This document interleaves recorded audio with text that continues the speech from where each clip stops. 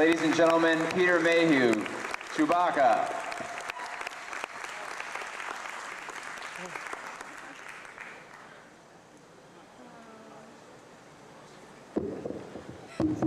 Everybody hear me? Yes. Great, I'm going to sit down, make myself comfortable. Right, it's lovely to be here. It was an unexpected trip. You know, I only heard about this con about 3 weeks before today, and it was lovely to, to get invited. Just be here and meet all you guys that probably some of you weren't even born when we were shooting Jedi and even Empire. So it's lovely to, because I was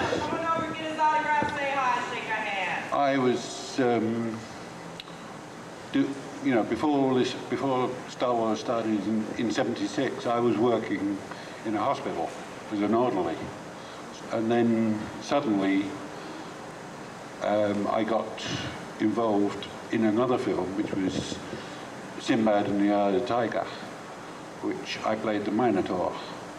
And then, having done that one, I wanted to do, I was asked whether I would do another one if it came along, and I said yes, naturally.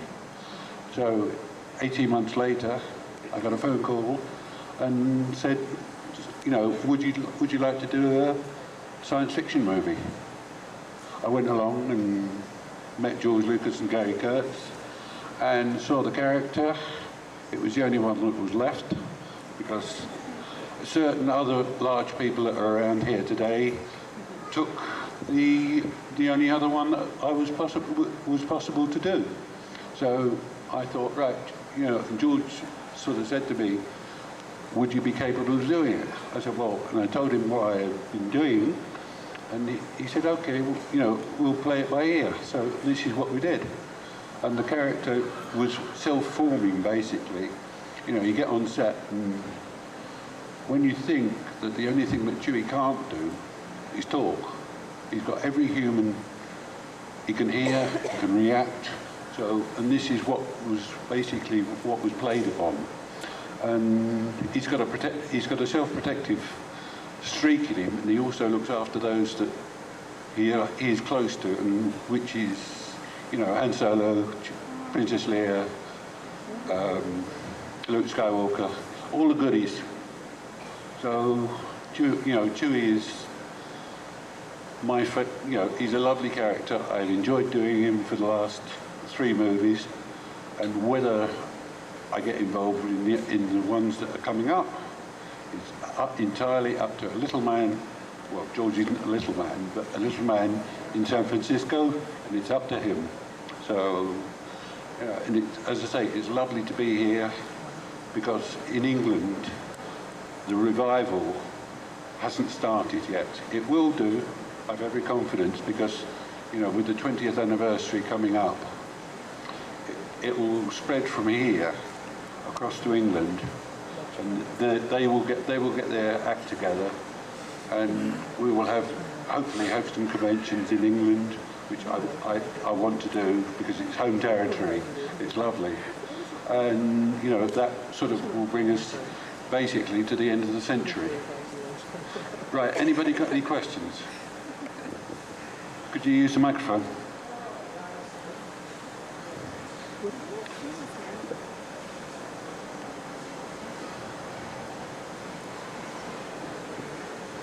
Switch it up. You had a wonderful costume, and I was wondering, how long did it take you to get put up in makeup? In makeup, was very, very quick, because it was a complete face mask. It literally from there, and in the inside of the head was a complete reversal of my face. That we actually took a cast off my face, made it up, and got that converted into styrofoam.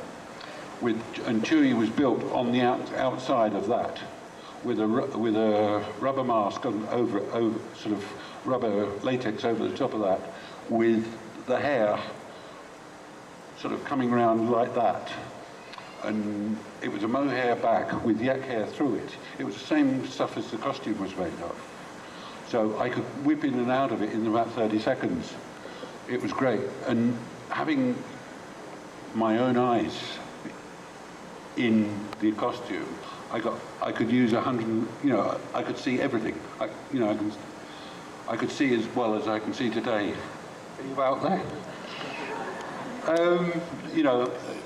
The only thing awkward about that, the actual head, was that there was a complete false mouth in front on my jaw. So every time I opened my jaw, Chewie opened his mouth. It's like that, but it was held together with a couple of Velcro tapes across the back of it. So 30 seconds, I could be out. And I just had eyeliner around, just so that you couldn't see where the mask joined to my eyelids. So, and the actual costume itself was like a big romper suit. It had a zip, literally from my neck to my backside, and that just unzipped.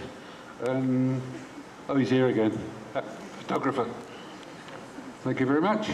I'll have 2 copies of each. It was easy to get out of. Undo the big zip, pull your arms out, and that was it, sort of. But luckily, I had leotards and stuff underneath it.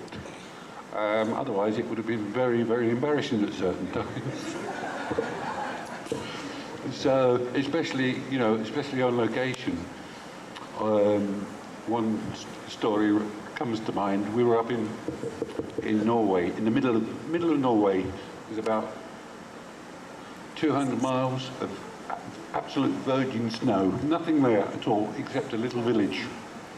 And we were about 3.5 miles from this, doing the section of the probe droids where we're out looking for Luke, and I spot this thing, and it fires at me, and I duck, and then Harrison comes along and fires at it and blows it up. Well, that's a finished scene. But if you could imagine me sprawling around, everybody knows what the suit looks like. Soft powdered snow, face down, rolling about in it. Looked like an ice lolly with hair on it. And then we did the particular scene, checked with everybody that I could go. I'm full of snow. I look like an abominable snowman. So we get back to, and they also had a hut up there, which we used as a restaurant. And this was just about on level 0 temperature. Got back in, and what happens to snow when it hits a warm air, it starts to melt, doesn't it? Consequently, I'm sitting around waiting for the dressers to come and help me, and it starts melting. I'm sitting there for 10 minutes. All of a sudden, there's wet. Wet in certain places which you shouldn't expect wet to be. So I thought, hang on, to hell with this. So I thought, right, I'm going. If there's only one way to deal with this, is to go and get out in the cold so that it freezes again. So I walked out, opened the door, walked out, and luckily the dresser was just coming up. So there am I, half frozen, half defrosted, a wetsuit,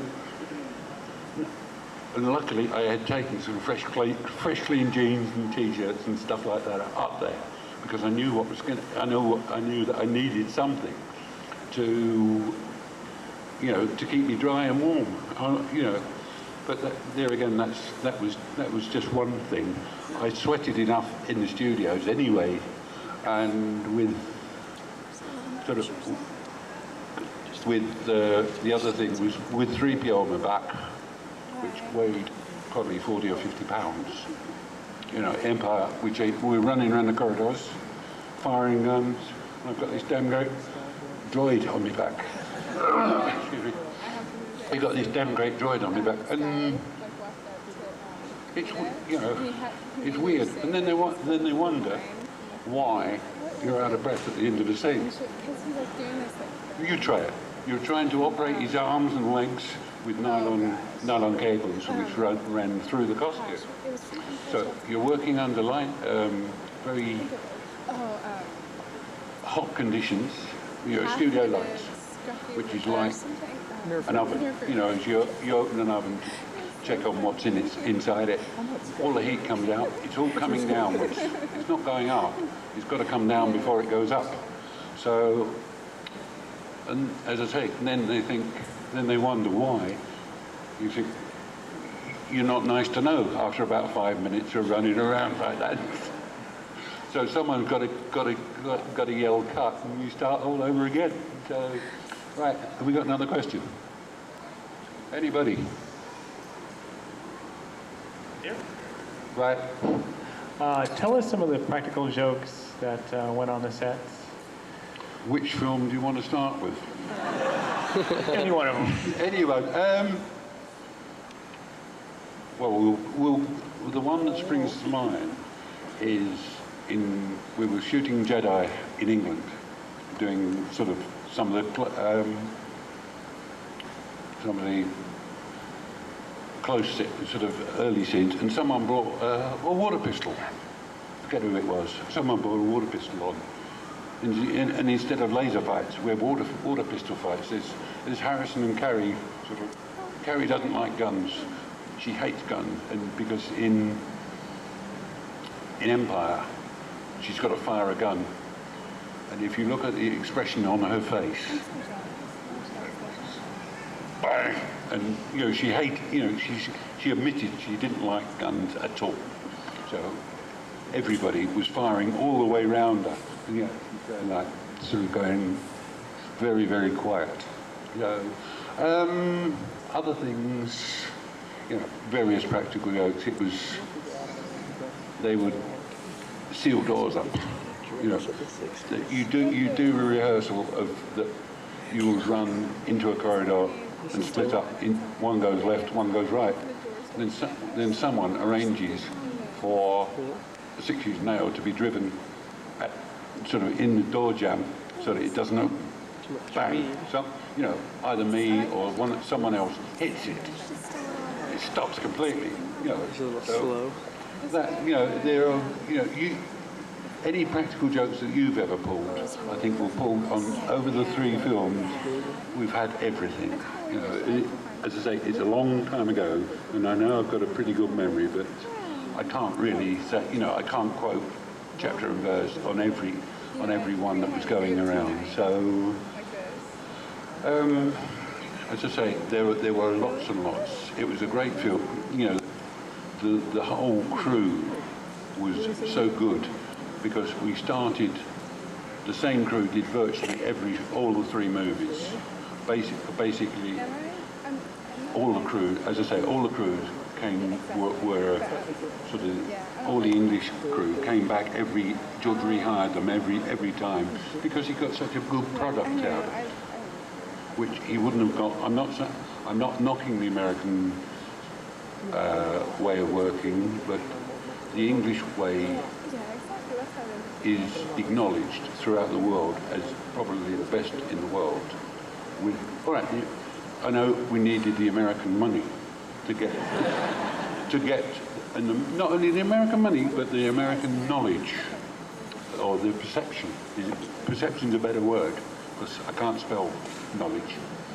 But it is, the technical side of it was, you know, it was a wonderful, as I say, it was a wonderful crew.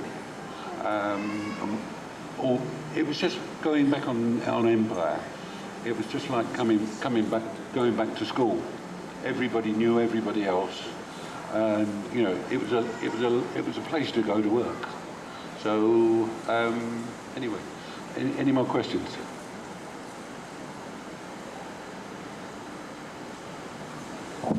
I know you've talked about how you and Harrison Ford just meshed right away and really got along, and I would like you to wonder if you could talk about that, about how you guys War I throughout the hated him. films? We didn't get along at all. It's all no, seriously. I don't know, there was something about it. We were two individuals that used to do our own thing when we weren't actually shooting. But the chemistry actually grew from day one, you know. And each film we got, this might sound a bit funny, but each film we got closer and closer together, and you can take that whichever way you like. But I don't know, there was something about it. The chemistry works, and it works on the screen, you know. So I can't explain what it was, but we were just, I suppose, two good professional actors. Because certain other actors were slightly temperamental. Like, you know, putting it mildly, they were slightly temperamental. And we thought, well, they're not really professional. To my way of thinking, if you can't go there, do a job, and without causing hassle, you're not worth employing, to me, because you're wasting time, you're wasting money, and you're not getting the best out of all the other actors that are around you. So I enjoyed Harrison's company throughout the whole three films, and I'd love to work with him again, you know, because he, out of the three, is the only guy that has done really things which mark him out. You know, he started on the Star Wars saga, he went to Indiana Jones, and he's done so much else that it would be lovely to get back and work with him again. But, as I say, we'll have to see what happens with George and the rest of the trilogy. Any more? Have you been asked to be in any of the upcoming prequels? No, not a short answer. No, but I would love to do it. You know, even if the character isn't involved, I would love to go and do another character just to prove that I can do other than being a Wookiee. I enjoy being a Wookiee. It's great fun. You know, you get to travel first class. It's great. Rather than sticking back in coach, it's, you know, coach for me with long legs, forget it. You know, sort of take up about 6 rows of seats. It's lovely. But no, you know, I would like to do another character just to prove to myself rather than anybody else that it wasn't a fluke that I did what I did. I'm very proud of what I did. Heaven forbid, I will even if I do nothing else, I will be remembered for Chewie. Yeah, it's one of those well-known facts. It's in the record book, and ever. So black and white, colour, I am there. Peter Mayhew is Chewbacca.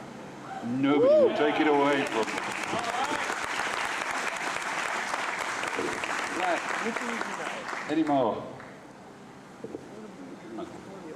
I was just curious of all the merchandising and everything of Star Wars and all the movies and Chewbacca. What would be your favorite Chewbacca toy or item out there? Is there a personal favorite? Not really. There are so much stuff. That trouble is with Chewbacca, it's either for the kids, plastic doll, you know, the plastic little dolls, or the 18-inch plastic dolls, or the soft cuddly toys. There is nothing for the adult, or sort of, all right, you've got plastic mugs, and not plastic mugs, but china mugs and this sort of thing. And then you come to bookends, porcelain bookends and this sort of thing. But there is nothing of Chewbacca in the middle. You know, the middle, sort of middle range. All right, if they did a Chewie that you could eat, or something like that. You know, a candy Chewie, why not? Chocolate coated? It's got to be chocolate coated. So, no, I haven't got a favourite.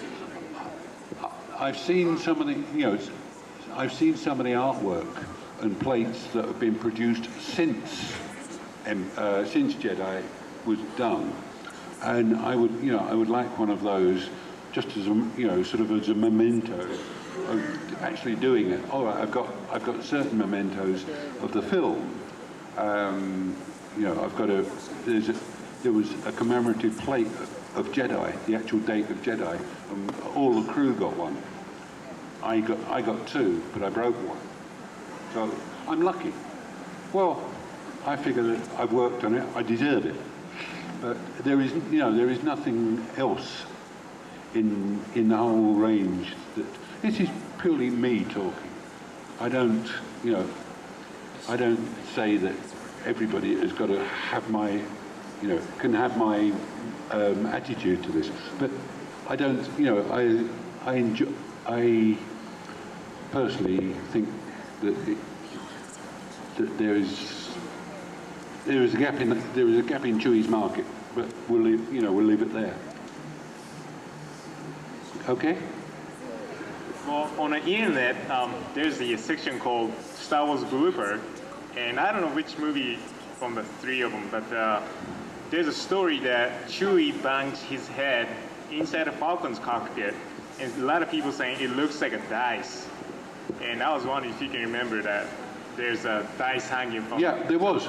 Originally, there were two dice, in the Millennium Falcon cockpit. You come in through the back.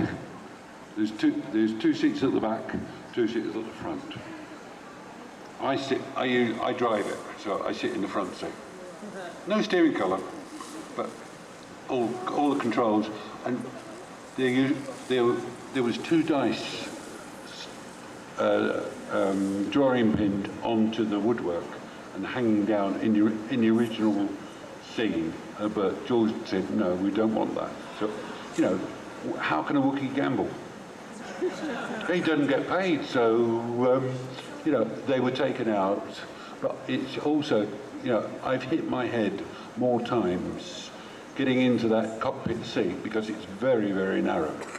I've hit my head more times, but with the costume on, it didn't hurt because the polystyrene mask is probably 3/4 of an inch to an inch thick. So, bang, doesn't hurt, but it splits it did not make it ruins your hairstyle. You've got to be a cute Wookiee or a smart Wookiee to be on screen. There were a lot of mistakes, outtakes, call them what you want. And I think most of those are still under lock and key and liable to stay there for a long, long time. Right, next one. Thank you, Peter. Can you please tell me, did you get to keep any parts of your costume or any original props from any of the three movies? No. I have kept nothing from the movies. I figure that would any of you that use overalls or coveralls for work, would you keep them? To me, it's exactly the same.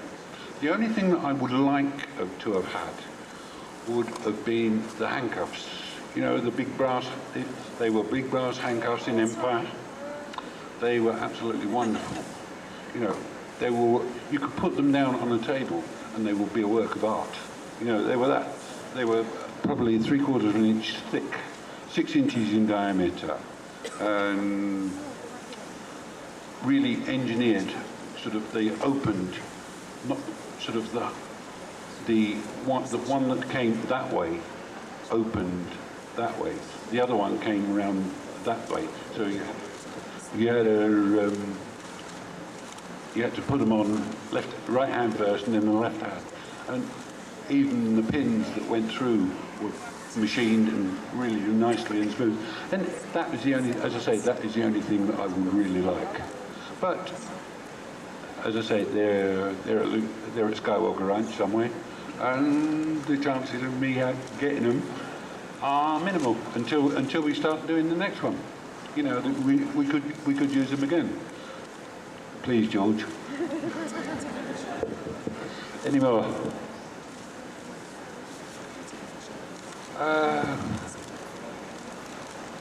Here comes one.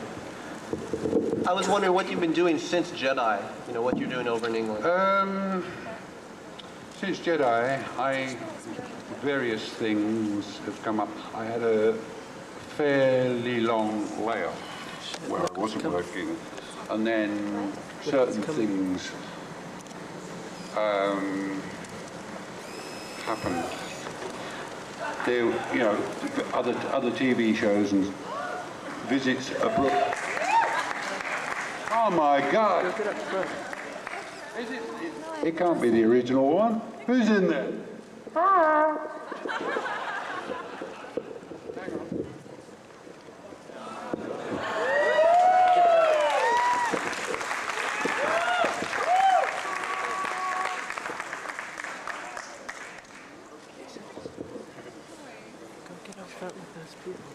That reminds me, I've left the wife. I've left the wife at home.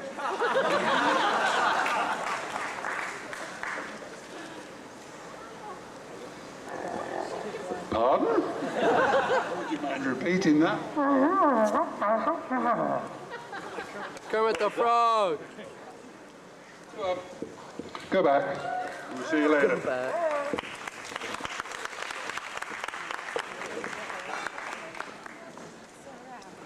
There was a lovely quote from W.C. Fields a long, long time ago. Never work with animals and children. Yeah. Since, going back to what I was talking about earlier, I've done, you know, various TV shows, various commercials for a well-known camera company, which was only shown on Japanese TV, in costume. You've seen them. Yeah, there was 3 weeks' work in that, yeah, in a series of commercials. The one where across the cornfield, the children and the two Japanese children, that we were out in the back end of San Rafael Valley, because the Japanese guy thought it looked like Japan in springtime. God knows why, you know why. And they had these two Japanese children of about 4 or 5 years old. The little girl was like a doll. She really was beautiful. And I had to keep out the way because they knew roughly what I was, but they hadn't seen in full costume. So I was hiding around, and they were playing, and then we'd set the shot up that I appeared from behind a hillock. And the two little Japanese children are looking out over the valley, and all of a sudden, a big Chewie comes up, and the reaction on their faces was absolutely marvelous, you know. And then suddenly they realise what is happening, and it's serious faces first, and then they start laughing, and that was absolutely wonderful. And we did it in probably 2 or 3 takes. It wasn't, you know, it was bang, bang, bang. Thank you. We finished, and that was, you know, that was really good. And then, of course, there was in about 88, 89. A visit to Japan, which was absolutely wonderful, because Lucasfilm had a travelling exhibition of all their special effects, and I got invited to go out there in costume and do a little sketch, sort of, and it worked wonderfully. There was 2 little Ewoks, me, and we were miming to Japanese, and it's anybody.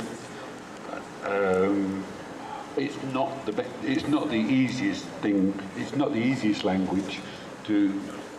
We had a translator with us, who more or less told us what it was, what they were saying in English, sort of in English, and we had to sort of react to it. But it wasn't easy, you know. But one thing good that came out of it was on the Saturday morning. We were on live Japanese television for about 30 seconds, and it was, you know, in costume.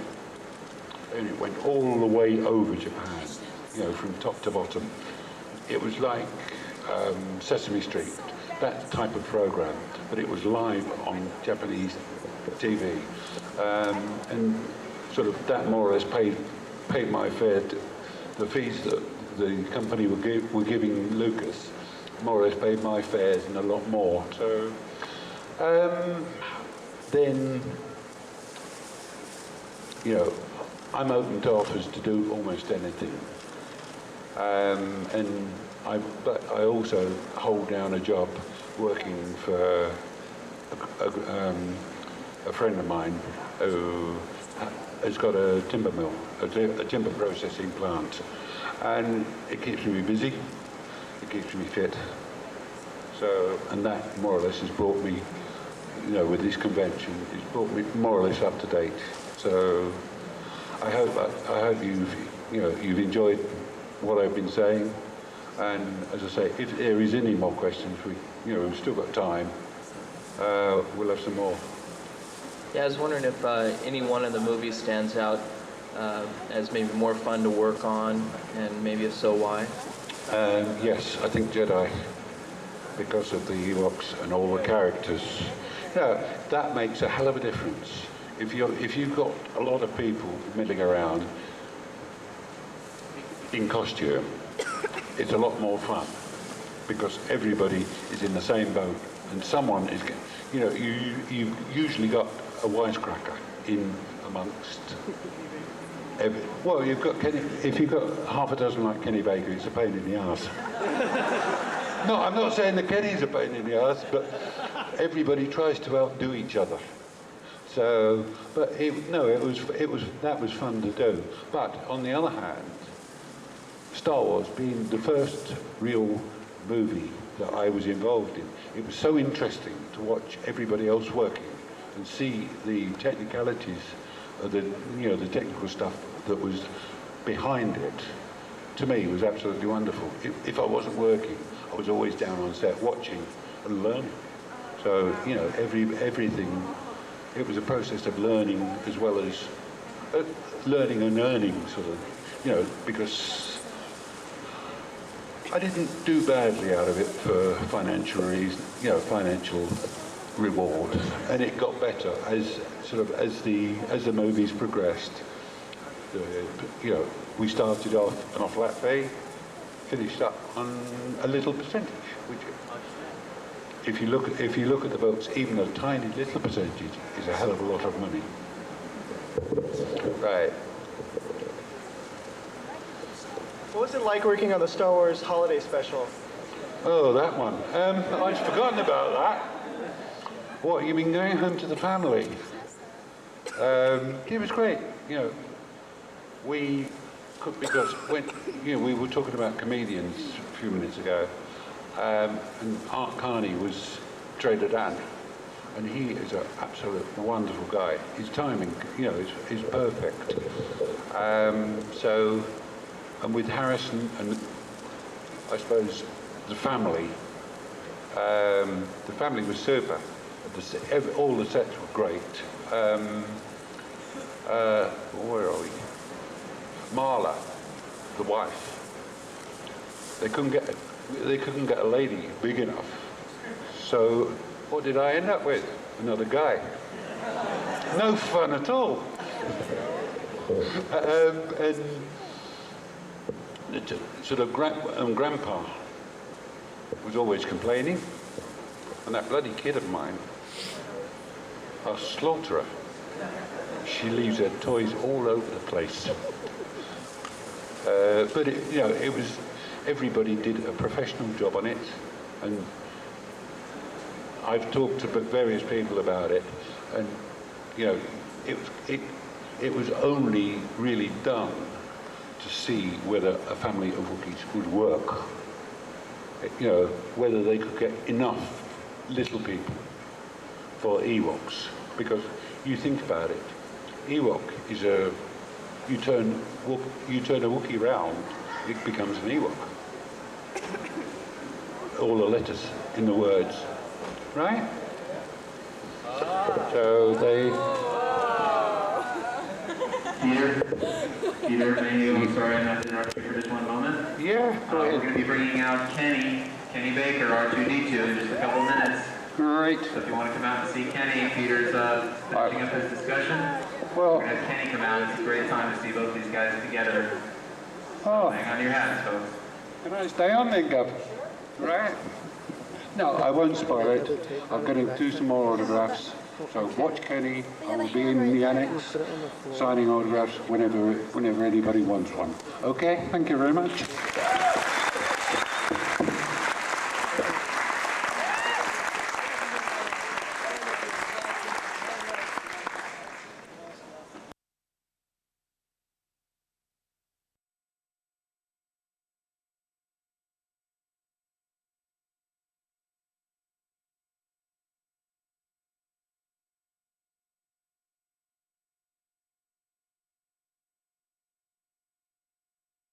One or 2 minutes. I'm going to run back to the other mic, let everybody else know.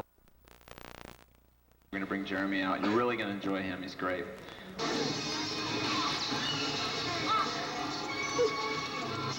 Your head? Where is it?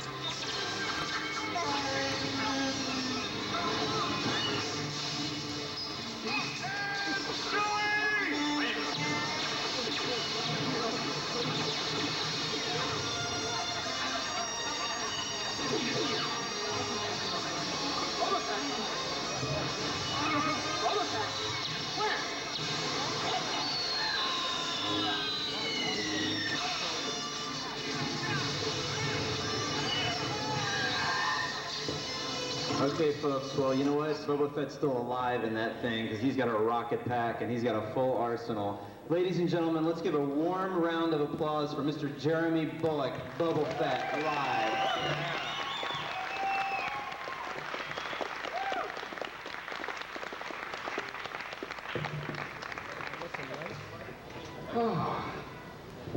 Oh, sorry. Thank you very much indeed, ladies and gentlemen. It's a great pleasure to be here in Los Angeles, Pasadena, Los Angeles. I was wondering if it's possible if I could take my jacket off, because I've been trying to be very cool all day as the character, so is that all right? That's it. Thank you. That's it. It's really good to see so many people here this afternoon. We all arrived on Wednesday, fairly jet-lagged, because Kenny Baker was causing a lot of problems on the plane. So we were diverted to Manchester, then to Preston, then we came out. So it took us 4 days to get here. So, but finally we're here. We've been taken to Disneyland. First time I've ever been. Then to Universal Studios. Again, first time I've been. So in a way, it's a first for me in all directions. And here in Los Angeles, it's the first time I've been here. So thank you very much for such a warm welcome. It's rather sad to see that clip again, because it already puts me on the floor before I start. I've got no chance. So please, not too much laughter. Are you going? Ah, thank you. Could you get me a gin and tonic if you're going out? Just a very small one with a lot of ice. Thank you very much indeed. No, not too much, please, not too much laughter earlier on, otherwise I'll have to finish after 15 minutes. And then if Kenny Baker gets on, it'll be an hour and a half, so. All right, before we go on, I'd like to thank all the organisers of this particular event. I think it's one of the best that I've ever been to. I've been to many in England. I've been to one in Australia, one in Germany, and one in France. Well, this is the first one here, so I hope there's going to be many more, and this Men Behind the Mask tour does happen. Now I'd like people to ask me questions, because I've only got about 40 minutes here, so the quicker we get onto that, then I can answer questions of gentleman in the blue here. Did you do Boba Fett's voice yourself? I was asked that question, did I do Boba Fett's voice? Well, I did to begin with, but you could never hear what I was saying in the studio because of the amount of noise and special effects. And when the crew went back to America, all the voice and special effects were done there, so unfortunately I wasn't invited back to do the voice. But I didn't like the voice. I was hoping I could do some sort of voice, but unfortunately it didn't happen. Excellent voice, was it? As you wish, something like that. As you wish, yes. Yeah, kind of like well, I would do it in a Shakespearean voice. As you wish, my lord. No, you're not supposed to laugh. You're supposed to be frightened. As you wish, my lord. He's no good to me dead. Or, well, he's no good to me dead. As you wish, my lord. Well, take your pick. Sorry, next question. Ah, the gentleman with the extraordinary moustache in the front row. Is that your own moustache, or is the real one in your pocket? I bought it out there. Oh, you brought it out there, yes. Are you related to Sandra? Oh, am I related to Sandra Bulloch? No, I mean, I think she's a terrific actress. No, unfortunately, Sandra Bulloch spells her name the wrong way. My name, Bulloch, with an H, is a Scottish name he borrowed for a bet. Yes, sorry. What have you been doing as far as film? What have I been doing apart of film? Well, after the Empire Strikes Back and Return of the Jedi, I did a mini-series with the American actress Diane Cannon, where I played a German agent working for the British. And that, I don't know whether you saw it here, it was called Jenny's War. It was one of the worst things ever to appear on television, so I haven't mentioned it very much. But it was all about prisoner of war camp and trying to get Diane Cannon through Germany, through Poland and into neutral territory. After that, I've done many television series, Robin of Sherwood, which I think you've seen here. Where hello. Have you seen Robin of Sherwood? Yes. I look slightly different, don't I? With a beard and very long hair. Oh. Well, in fact, in the Robin of Sherwood series, which unfortunately, again, they stopped after 3 years. They were going to go on and do another 3, but again, we had to ask, and it's a sad thing about our film industry, we had to ask for American money to get on and do yet another series, but unfortunately that didn't come up, so that stopped. And, sorry, is someone upset with the way I'm doing this particular... Oh, sorry, this is my mother. No, but since the... as I said to people, he said, what have you done since, the Star Wars trilogy? Unfortunately, I wasn't in the first one. I wish I was. But when I heard that I got the part of Boba Fett in the second one, I was like a 4-year-old, and I started to sort of jump around the street and be rather silly. But you go on to your next job. I was doing a lot of theatre, a lot of television, and hopefully the work keeps coming in. But like everybody else in the trilogy, I'm looking forward to the next 3. And one hopes one's going to be involved. He could be, dear Boba Fett, because in that Sarlacc pit, that's later on, but I think he appears in the Clone Wars somewhere. So we'll keep our fingers crossed. Next question. The charming lady on the front row in blue. Thank you. When I asked you earlier what you were doing, you're saying you're doing a play. Can you give us... Oh, yes. The question was, what was I doing to do a play? I've been asked to do a Noel Coward play, Blithe Spirit, which is a play set in the 1920s, the lifestyle of the British in the 1920s. It's done in a certain style, very upper class, smoking cigarettes and drinking sort of gin and tonics and things like that, And it's a wonderful play to do. That I could be doing that in September and October. And just before that, just before I came here, I did a series called Sloggers, which is about the game of cricket in England, which unfortunately won't come here because the game of cricket is very slow and most of you wouldn't really understand it, but unfortunately won't see that here. Okay.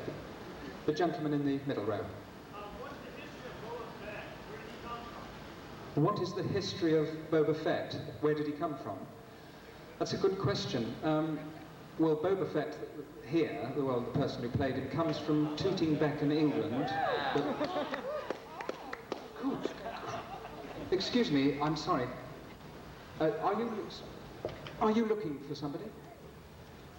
Oh, over there. Are you, is it somebody you want to see? Just me. Is there a problem? Have I left the car parked on a yellow line? No. Could you tell me what the problem is? We want to see more of Fett. We want to see more of Fett. Well, I agree with that, yes? Yes. Yeah! Yeah!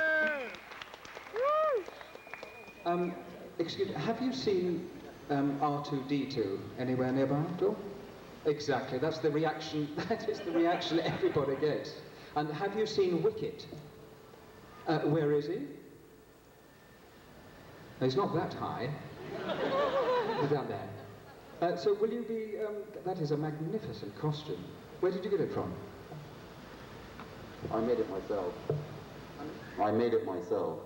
Do you know, since we've been here for the last 40 seconds, he's had more lines than I had in the whole film. I can't believe it. Do you sing?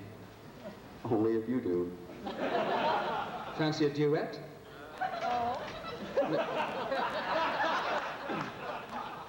I'm sorry, it's already been cast. Thank you very much indeed. I'm terribly sorry, it's been cast.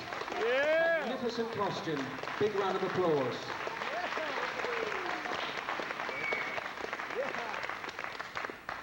Who on earth was that? Extraordinary. Sorry, where were we with the questions? So, Boba Fett, where did it come from? Yes. That is unknown and it's been kept a secret. Do you happen to know where he comes from? Yeah, could you tell me? His mother originally? No, I don't. You know where he originally came from, don't you? And nobody knows this. Ask him.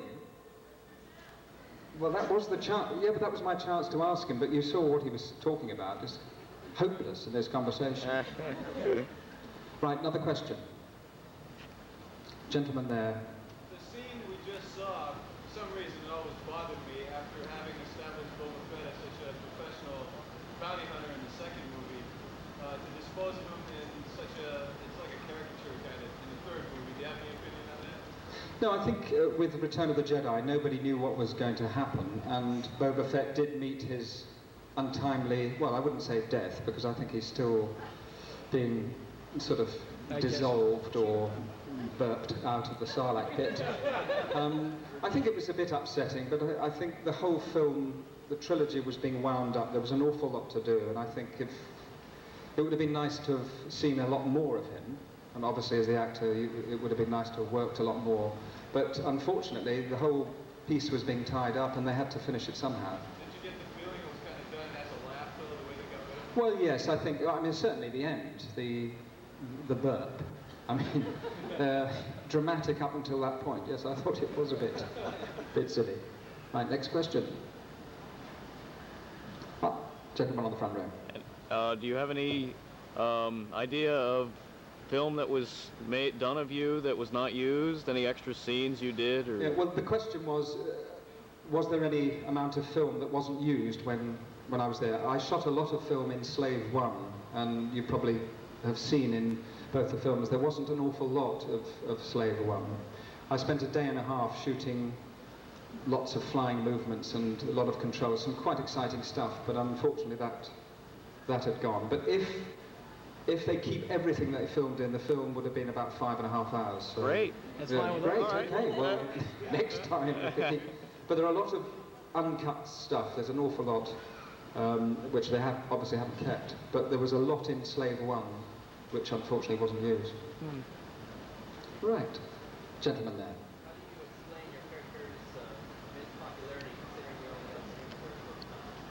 Question was, how do you explain the popularity of the character, considering I wasn't on screen a great deal? That's why I feel very fortunate to be asked to be here.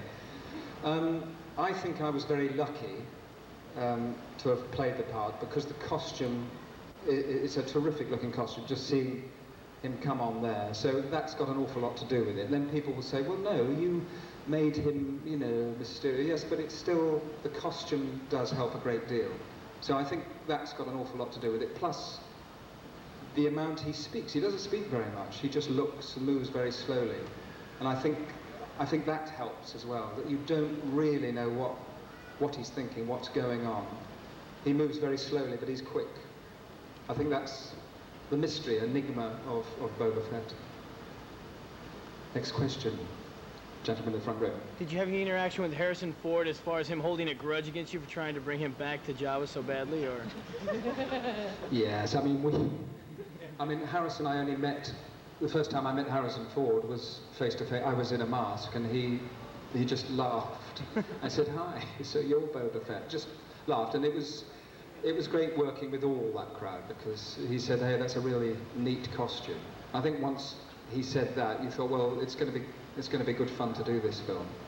I hold no grudge against him at all. No, not for. It was a good crowd to work with. Question.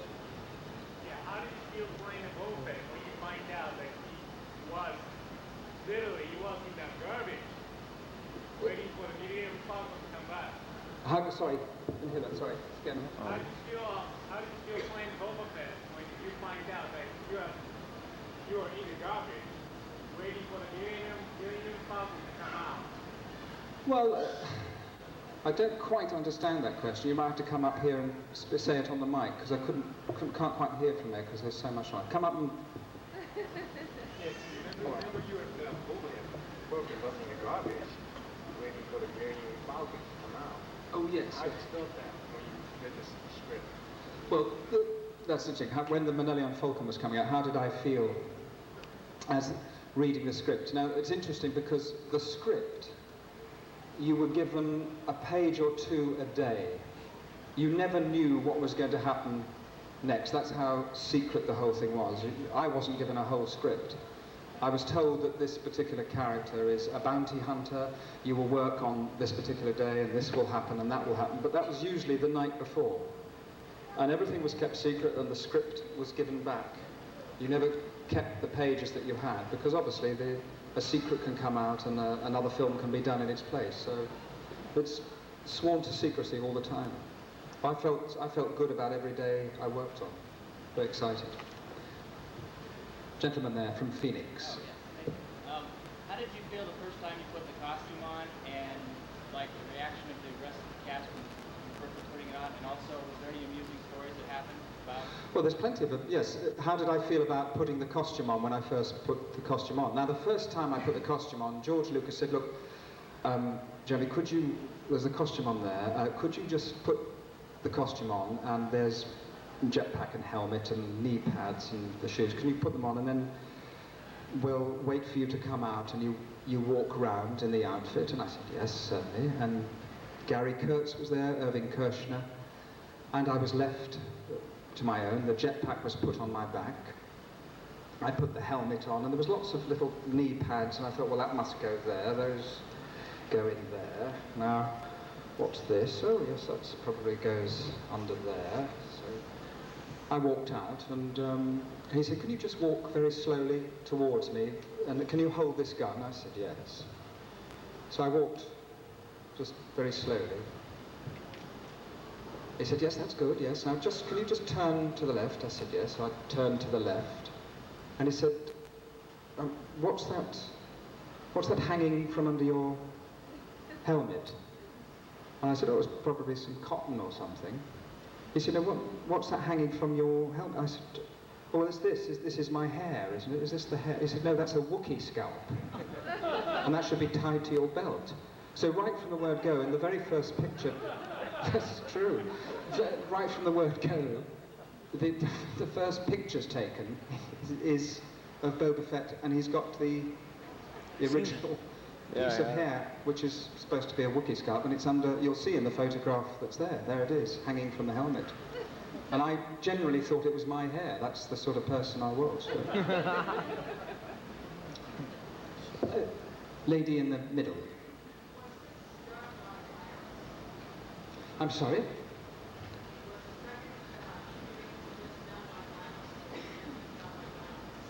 I'm sorry, I can't hear. It's terribly difficult to hear from me. Do you want to come up as well and just come on? Yes, because it's fun. We're all having a shrieking on. In the meantime, another question. Oh, sorry. Yes, lady at the back. Because I was so good looking, they could not. They said, "We must have someone who's very good looking, especially behind the mask, so it would sort of shine through." I think that could be the only reason. No, to be quite serious, a lot of luck, I think. You have to have a lot of luck in the profession, and I was lucky that day. And here I am now. I mean, it could have been anyone that might have got that, but, you know, very lucky. Good. Sorry, yes. Was that shot by Glamis, the sand dunes? Which shot? The second, when you shot into the mouth of the thing, was that by Glamis? Glamis? Was that, when it fell into the pit, was that shot by Glamis? I honestly don't know. I'm sorry to have got you all the way half a mile down the road. But Oh, the location. Oh, I'm sorry. I thought you meant, was it shot by a photographer called Glamis? I'm terribly sorry. Yes, yes, I think it was. Yes, I do apologise. I'm sorry I sound so stupid, but you can understand that being with us for all day. Yeah, the Americans do sound funny, don't they, Jeremy? That's again a very nice shirt, Steve. That style's coming back. Oh, the lady at the back there. Sorry, it's a gentleman. I do beg your pardon. Sorry.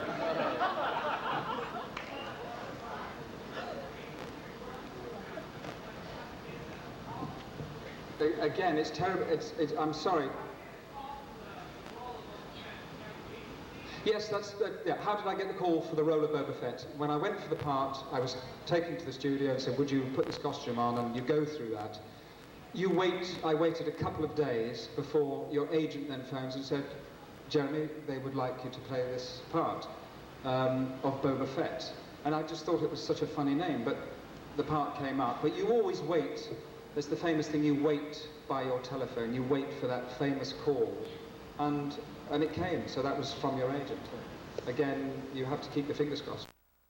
I'm going to wind up this sort of quick question and answer. I'd like to thank you very much indeed for asking questions. People are pouring in now. If you're very kind, we'll all be chatting away. If you're very kind, Dave Prowse will be singing his latest hit. He's got an LP, so as long as you're very quiet and appreciative, he will be singing after our little chat. Ladies and gentlemen, thank you very much indeed. Thank you.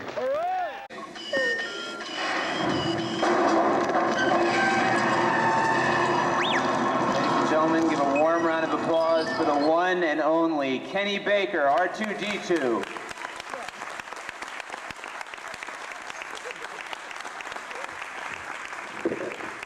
Thank you very much.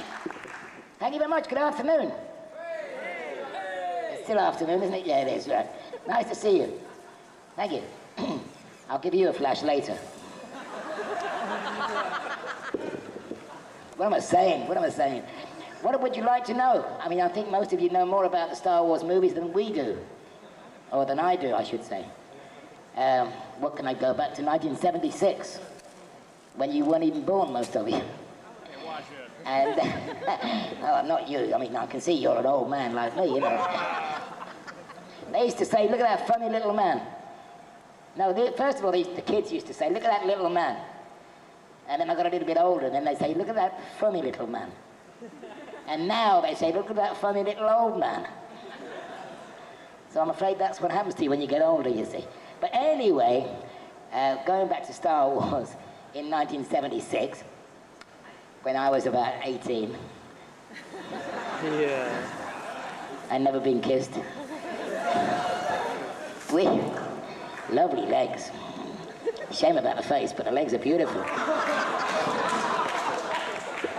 Now, where was I? 76. And I'm sober, for Christ's sake.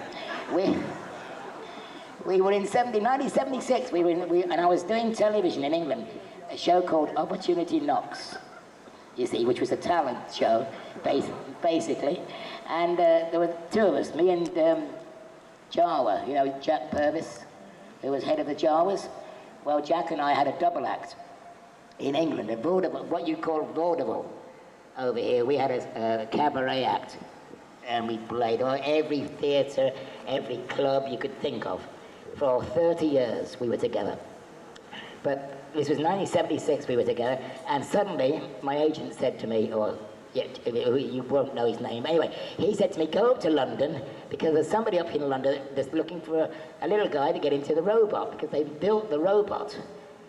and they couldn't find anybody to get into it because it was too small, you see. So they said they've got to find somebody small. So I went up with Jack, my partner, because I thought, well, I can't just take off in the movie and leave Jack starving to death, you see, this basically. So we both went up, and I got the part straight away. George and Gary Kurtz and Robert Watts looked at me and went, he'll do. And that was how I got the part. I didn't have to audition, I didn't do any of that. So then so I said, what part? They said, you're in a robot. Well, the following week, I was also on English television in this show called Opportunity Knocks with Jack. And I thought, what do I want to be stuck in a robot for? I could be a star on television next week. So I turned it down. And I said, no, I don't want to know about being in Star Wars. I didn't even know what the name of the film was going to be. I said, I don't want to really be stuck in it. Who wants to be stuck in a robot? And 1976, in England, the weather was like you've got here now. It was 80 and 90 degrees heat, which in England was unusual, to say the least. And I thought, oh, hell, that could be murder, stuck inside a robot in this heat. So I turned it down. And I went home. And about a week later, Les Dilley and Norman Reynolds, the art department guys, you'll know who I'm talking about, no doubt. They both turned up at my house. And they said, you've got to do this movie. I said, why? They said, because we can't find anybody else to get into the robot. Because I happen to have a small bum, you see, like that, you see. And it just fitted inside the robot. And I've also got short arms, which also helped. Because most little guys have got long arms, like Warwick, you know, he's got quite long arms. And my wife at the time, she was quite big at the hips, you know, and she couldn't get into the robot either, you see. So we had, so they said, you've got to name your own price. I said, what do you mean, name my own price? They said, they've got to use you, they can't find anybody else.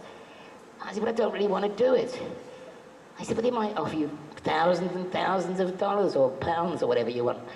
But anyway, I didn't get into that, because I had an agent at the time who was booking us in cabaret anyway. So it was his job to go and speak, you know, about the money. Didn't even enter my mind to say, oh, I won't do it for X amount of dollars. I just didn't get to that stage. And eventually, after about 2 or 3 weeks, I thought, well, we can still do our Opportunity Knocks and still do the movie. So this is what we did. We did Opportunity Knocks. As it happened, we came third with Love Together and Champagne, 2 pop groups. And Champagne won because they had 2 gorgeous girls with big boobs, you see. So the 4 of them won. So they won, and we came third. But really, we weren't really in the show to win anyway, because unless you're a recording or a singer where they can make money on you, you know, you've got no chance. I mean, we were just in the show to make up a show, to give it a bit of variety, make it feel more like a variety or vaudeville show.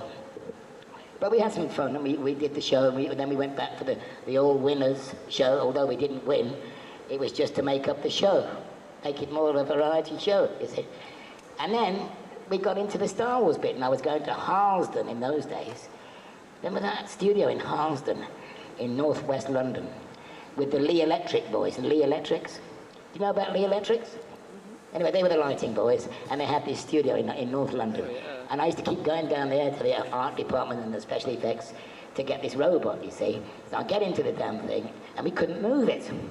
It just would not move. So they had to free the leg somehow. They got the leg to move, and then I thought, well, how am I going to move it? Because every time I went like this, that leg went back. And if I put that leg forward, that leg went back. And I was going nowhere. So they said, well, we put some wheels on. And I had roller skate, because I used to roller skate and ice skate. So I could skate anyway. So they said, well, we'll put skates on. But they couldn't really put skates on because it was too wobbly. So they thought, well, we'll put rollers on. And then the same thing happened again. I just went, you know, like that. I was rolling around all over the place with no control. So then they put ratchets on. So the only way it would roll was forwards and not backwards. That was okay, except I could only really go like 4 inches per leg, like this. And it weighed about 70 pounds. And at the time I weighed 70 pounds. And I weigh 84 pounds now, it's there somewhere, you know. It's Guinness. Because I went to Ireland and that's when I discovered Guinness. Guinness stout? I make a fortune in Ireland, they think I'm a leprechaun. Anyway, what am I talking about? Oh, anyway, I couldn't get this robot to move anyway. Could I get this damn robot to move? And one day I went like that. And they went, hey, that looks good. So while I'm doing this, because there was a suspension in both sides. There was a little spring somewhere, I can't remember where it was now. But there was a spring, and it would spring like this. And so, oh, that feels good. So then while it was in the air, I'd move it forward. And then same thing with this leg. So I could move, but it was only still very slow, just about like this. So when they did the chases, up and down corridors with stormtroopers and God knows what chasing us, I had no chance. So then that's when they developed the third leg. Now I've got a third leg, but it ain't that big, you know what I mean? So, and mine's not electric either. So they developed this robot with the third leg, and it just sat back and then took off. And they developed these things with remote control, but they sometimes go haywire, because you know where you get these, what's the thing I'm trying to say, telephones, they pick up taxis and aeroplanes and all kinds of things. Well, this is what happened with the robots. They suddenly go haywire. And we were out in the desert eventually, we got out to Tunisia. You say Tunisia, and we say Tunisia. But anyway, there you go, we're out in Tunisia filming, and when just the scene before Mark Hamill buys me, who sold me to Mark Hamill? Somebody sold me to Mark Hamill. I can't remember who it was. Yeah, there you go, so you know more about the movie than I do. So in that particular scene, anyway, we were out in the desert, and there was about 3 or 4 or even more R2 units in different colours. I was the blue and silver. There was a red one, and there was a blue one. They were all different colours. And I'm wobbling away across the desert like this in my robot. And Jack Purvis, who was the Jawa, I don't know what he was doing actually. He was next to me on the desert anyway. He said, look out, there's another robot coming. And there was one of these 3-legged jobs coming towards me at about 25 miles an hour. And I didn't know, because I'm inside, I don't know what's going on outside. All I can see is very little. I've got these opaque perspex, and everything looks further away than it actually was. So I'm in this thing, and what's he talking about? There's a robot coming there, bang, and it hit me. And I'm just sort of keeled over like this. Didn't knock me completely over, but I didn't know what the heck it was. I thought there was a seagull had hit me or something. Anything could. And these robots were very sort of unpredictable, for one word. That's one way of describing them. You never knew what they were going to do next. So that's why I was in the movie, mainly because even if they didn't use me, and they used the remote controlled, if they ever went haywire, which they often did, I was on standby. Which was nice, because I was getting paid anyway. And at the time I lived in Bushey, which is Watford, which is about 5 miles from Elstree, where we were based in England. And so I lived within 10 minutes drive of the studio. So eventually I got into Pat Carr, the lady that seemed to be running the show at those days. I said, listen, Pat, don't call me in for 7:30 or 6 o'clock in the bloody morning when I'm not going to do anything all day. Why don't you leave me at home, and then when you get to the scene that you think I might be used in, I'll be there in 10 minutes. And I get into the robot as I am, like this. Because I dress for the occasion, as you can see. And yeah, that's what I did. I wore shorts, a t-shirt, and sandals. And that's all I wore. You know, I just used to jump straight into the robot. No makeup. No wig. It was easy. And then I just wobbled around for a few days, and that was it. Anyway, that's what I did. I was days on end. I used to lay in my back garden sunbathing, hoping they wouldn't call me. And that was the first Star Wars. We went out to Tunisia anyway in the aeroplane, and we'd never met Alec Guinness. And we thought, what's Alec Guinness going to be like? You know, what's he doing in a movie like this? And really, in those days, you wouldn't connect Alec Guinness with his status as an actor in a science fiction type of movie, would you really? not even, I'm going back 20 years. I thought, what's he doing in this movie? He must know more about this than we do. You know, it just didn't make much sense to me at the time. So anyway, we met him on the aeroplane, you see, and as we walked in, he was sitting there. And somebody was stood there saying, this is Sir Alec Guinness. I said, oh, hello, Sir Alec, so pleased to meet you. He said, please, don't call me Sir Alec, just call me Alec. But really, you couldn't. He had this sort of aura about him. He had so much respect. But you just couldn't call him Alec. I mean, you know, like an electrician, you know. So we called him Sir Alec. Whether he liked it or not, we still called him Sir Alec. And he was a great guy. So and we get on the plane, and we flew to Tunisia. And we actually go to an island called Darth. And Jack had his wife with him, and I had my wife with me, and it was this beautiful hotel on the island of Darth, just off the coast. And so we're all there, we're partying all night, having a ball, you know. And then we have to be up at 6 to get into a car to drive to Tozeur, T-O-Z-E-U-R or something, which is like 6 hours drive into nowhere, into a desert towards Algeria. And when we get there, it's raining. And the streets were massive, just floods of mud. And there were no pavements or sidewalks, as we call them pavements. There was no sidewalks. There was no glass in the windows. It was just a hole in the wall. These flat, square, little, like what we call bungalows. You know, these just 1 story high. And what a terrible place. It was just like Jesus Christ had walked out the back door and we walked in the front door. Because they just looked as though they're all like back in the Christian, you know, the early days of the Bible. They haven't changed. Unbelievable. And there's this head man of the village sitting there with a big white beard. And all he did was look. I wonder what he thought. I'd love to know what was going through his mind. And then up in the sky, like at 25, 30,000 feet, there are vapor trails of aeroplanes flying to Johannesburg, or in that general direction, south. I wonder what he thought they were. Maybe he thought they were shooting stars or something. Anyway, so then we meet all the electric boys, you see, in the hotel, the first night in Darth, and we're all saying, what did Alec Guinness say to you? You see?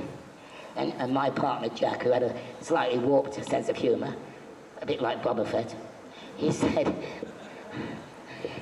they said to Jack, what did Alec Guinness say to you? He said, oh, he just said, get out the way, get out the way. And that night, Alec Guinness said to one of the electric boys, what did Jack say? So they told him what Jack had said. They said to Alec Guinness, Jack said that when we asked him what did you say to him, he said that you said to Jack, get out the way, you see, and ignored you completely.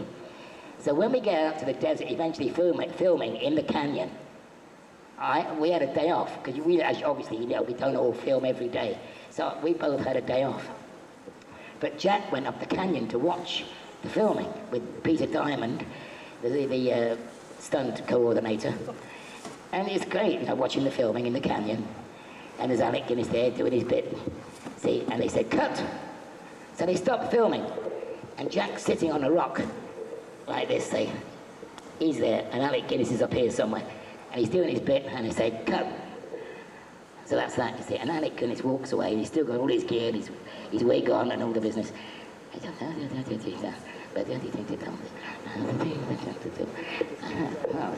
And Jack's sitting on this rock, and he's coming towards him. And he thought, what a professional actor this guy is. And he's still rehearsing. And he's getting closer and closer and closer. And Jack's right there. And as he got up to Jack, he went, get out of the way. And that was months later. He remembered what Jack had said about it, you know. Beautiful, isn't it? He remembered it. And then that same day, I met him later on in the afternoon, driving around. He had a Mercedes at his disposal. And he took me to an oasis, which I'd never seen before. And there were all these circle of palm trees and a lake, just in the middle of nowhere. It was strange. And then we had the sets out in the desert. And we were sitting there one day, and one of the, what was his name? John, special effects done the first. Yeah, John Steers. He had a motorbike. He took a motorbike with him. I don't know how he did that, but he did. He took a motorbike and some binoculars. And he's looking around, and he said, there's somebody coming across the horizon. And you just saw it was like Lawrence of Arabia. It was all shimmering like this. And I couldn't see a thing looking out. What's he talking about? And a guy was walking across the desert with a camel. And he's going, and he walked like the camel. He's going. And he got closer and closer. And all the Lee boys, they were all Londoners, you know, go blimey, mate, come on, let's go and have a drink. They talk like this, and they shout, oi, you, oi, mate, come over here, come and have a drink. And this whoever he was, he just walked away from and the camel just kept walking. Camel just kept walking away. This guy came across. They gave him some fruit. He wouldn't drink any alcohol. He just had water, some fruit, did all this business, and then walked away and just walked after the camel and disappeared. Went on forever until he just completely, how did he know where he was going? He didn't have any maps. There was no road signs to anywhere. There weren't even any roads. Amazing, aren't these guys? He was a nomad. He could have been smuggling dope. That's probably what he was doing. And out at that time we had one of these sand crawlers, you know, the sand crawler, out in it where I was sold anyway, we had this great big sand crawler. And the Algerians sent up a plane because they thought it was a rocket launcher. They sent a spy plane up to see what it was. What I was going to say, that was Tunisia. And we came back, and then the next movie was Empire Strikes Back. And I didn't get involved in the snow scene. They went out to Norway, Finse, a place called Finse, F-I-N-S-E. And it's North Norway, 40 degrees below zero. Apparently the oil in the cameras froze, everything just froze up. It's good job I didn't go there, you know. Good job I didn't go, because I'd have been the only frigid midget with a rigid digit if I'd have gone.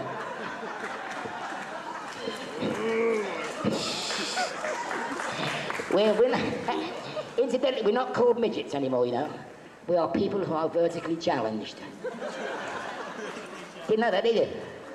I've been horizontally challenged a few times, but I've never been vertically challenged. Oh, there was that time when I was stood on a box. And when she saw the gleam in my eyes, she kicked the box away. Anyway. Mustn't go on to that, it's Sunday, isn't it? And so I didn't go there, you see. But we went to Washington for the premiere. And I took my wife with me, and we stayed at the Watergate. And then my mother lives in Biloxi, Mississippi, because my mother married a GI and divorced my father and came to America and lived in Clarksdale, Mississippi. And she used to shop in Memphis, Tennessee. And she used to, just at the end of the last World War, and she used to send me food parcels of cans of peaches and pears and kinds of stuff that we'd never seen in England for years. And clothes, I got all kinds of, from Sears and Roebuck, all these beautiful clothes and fruits and Hershey bars and Lifesavers and all this stuff we'd never seen before, you know. And that was my mother lived in, then she moved from Clarksdale down to Biloxi, which is where she is now, at this moment. And I daren't phone her up and tell her I've been over here, otherwise she'll kill me if I don't go and see her. But you know, you just can't get her in. You see, the guys have paid for the air tickets, and they booked us back on the plane tomorrow lunchtime, I think, isn't it? So by this time tomorrow we could be somewhere near Greenland or Canada or somewhere. But my mother's about 85, and she's American. She was a naturalized American after the war. And she writes to me like an American. It's funny. She says, I'm driving down the freeway in my Chevrolet, and I get a hole in my radiator. Now I need a hole in my radiator like I need a hole in my head. Now we wouldn't talk like that in England, but this is my mother, and she's 83 or whatever she is. Another bit of useless information, really, isn't it? Nothing to do with Star Wars, but there you go.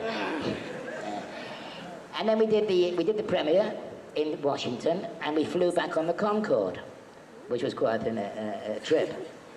And we didn't know till we got to the airport that we were going to be on Concorde. Just saw the plane there and thought, I wonder if we're on this. And we were.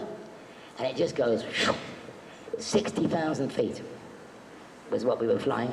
And up there you can see the curvature of the earth. and the sky is a dark blue. And I went up to the pilot's cockpit and said, what can you see up here? He said, nothing, there's nobody else up here. Except U-2 spy planes occasionally. Yeah. And then we landed at Heathrow in London, and the plane went boom, boom.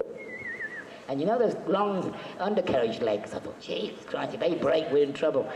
And this American shouts, go back and hit him again, he ain't dead yet. Yeah, that was a magic. And then we did the premiere for Empire Strikes Back in London with Princess Margaret, and when she was married at the time to Lord Snowden. And I lived at the time in Birmingham, in England, in the centre of England.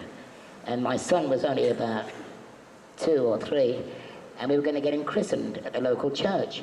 And there was what's his name, Derek Hart, in England, did a documentary about little people, all about little people like myself and Warwick.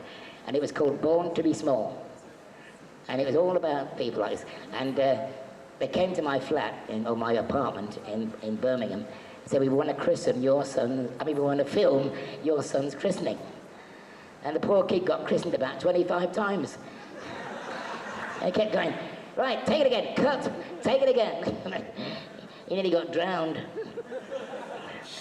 But it was great. Lord Snowden knocked on my door at 9 o'clock in the morning. And I just happened to be going out with we had a party, a christening party, with the crew, with the film crew, and all our relatives and my relations. And the place was littered with bottles of gin, whiskey, vodka, whatever. I'm walking out of the back door with a bottle of vodka. And walked straight into, that was brandy, Courvoisier brandy. And opened the door, and there's Lord Snowden. And he said, where are you going with that? I said, I'm going to put it in the dustbin. He said, no, there's some in there, yeah? He did. Couldn't believe it. He'd driven back from Spain. And he was at my door at 9 o'clock in the morning. But anyway, that was another experience, which has just come back to me. Nothing to do with Star Wars, but I thought you might be interested. What happened then? The Empire Strikes Back. That was with Irving Kershner, wasn't it? Great, he was funny. He always reminded me of Kermit the Frog. Because he used to say, hey, I've got a better idea. Doesn't that sound like Kermit the Frog? No, all right. Here's another bit you won't like. And that was The Empire Strikes Back. Then we did The Return of the Jedi. By then I knew what part I was playing. Because the first movie I couldn't understand how come I'm a rebel and yet I'm a goodie.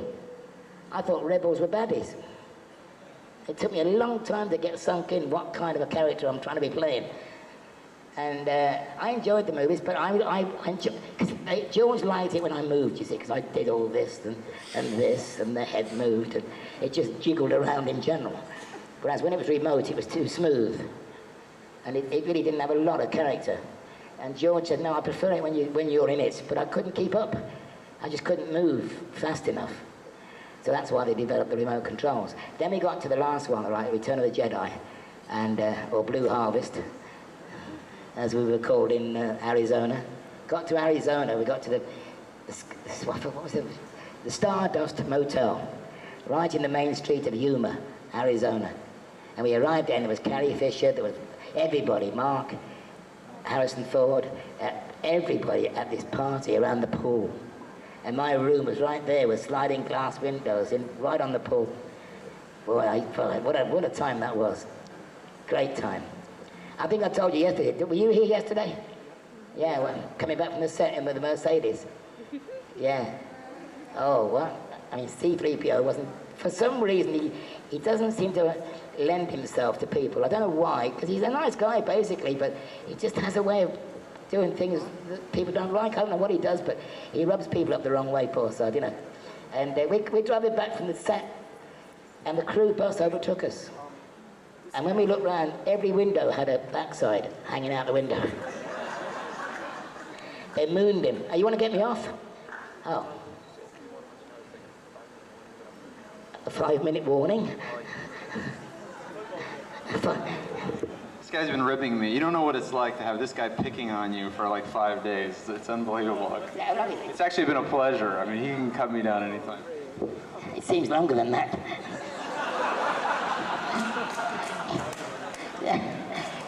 He just sees me as fair game. That's why I have to run away now, because he sees me, he's like, oh, okay, there's Jim.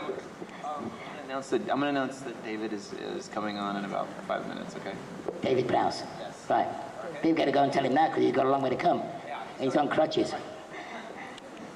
Right. So I won't wait. What else can I talk about? For goodness. Well, what we'll do. We've got as far as Return of the Jedi with Richard Marquand, who was the director. And I didn't get on very well with Richard Marquand. I don't know why. We just didn't click. And he said, I'm going to use you because George says it looks better when you're in the robot. And I thought he was going to use me. But in actual fact, I was hardly in Return of the Jedi.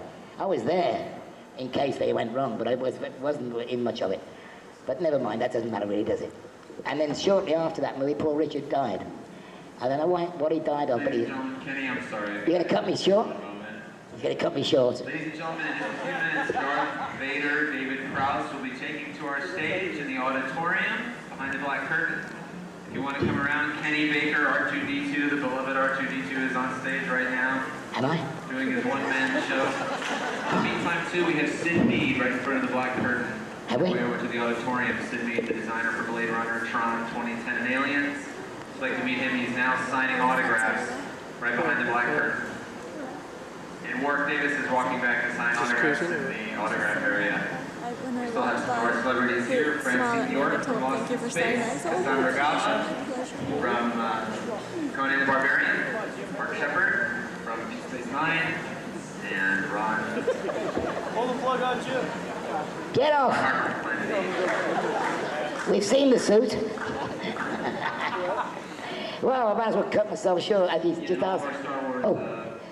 We'll be signing autographs afterwards. After David, we're bringing them all on stage together. So you want to join us for that? He loves the sound of his own voice, this guy, doesn't he? Get on together.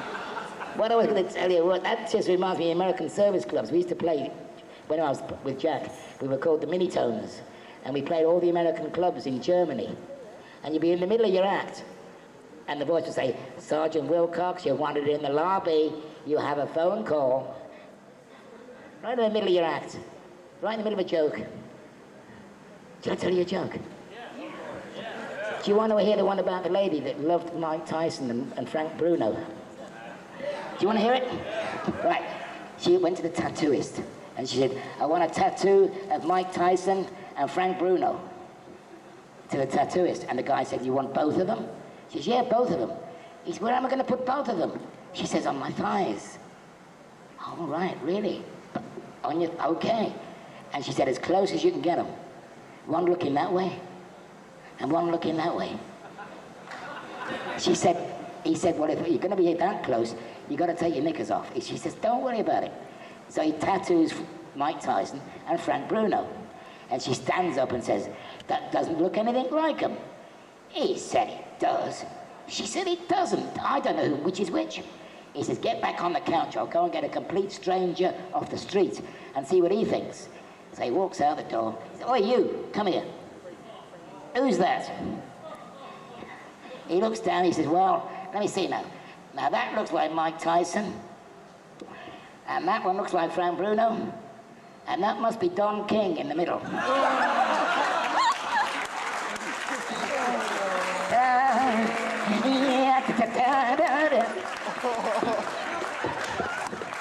I'll see you later, folks. Have a good day.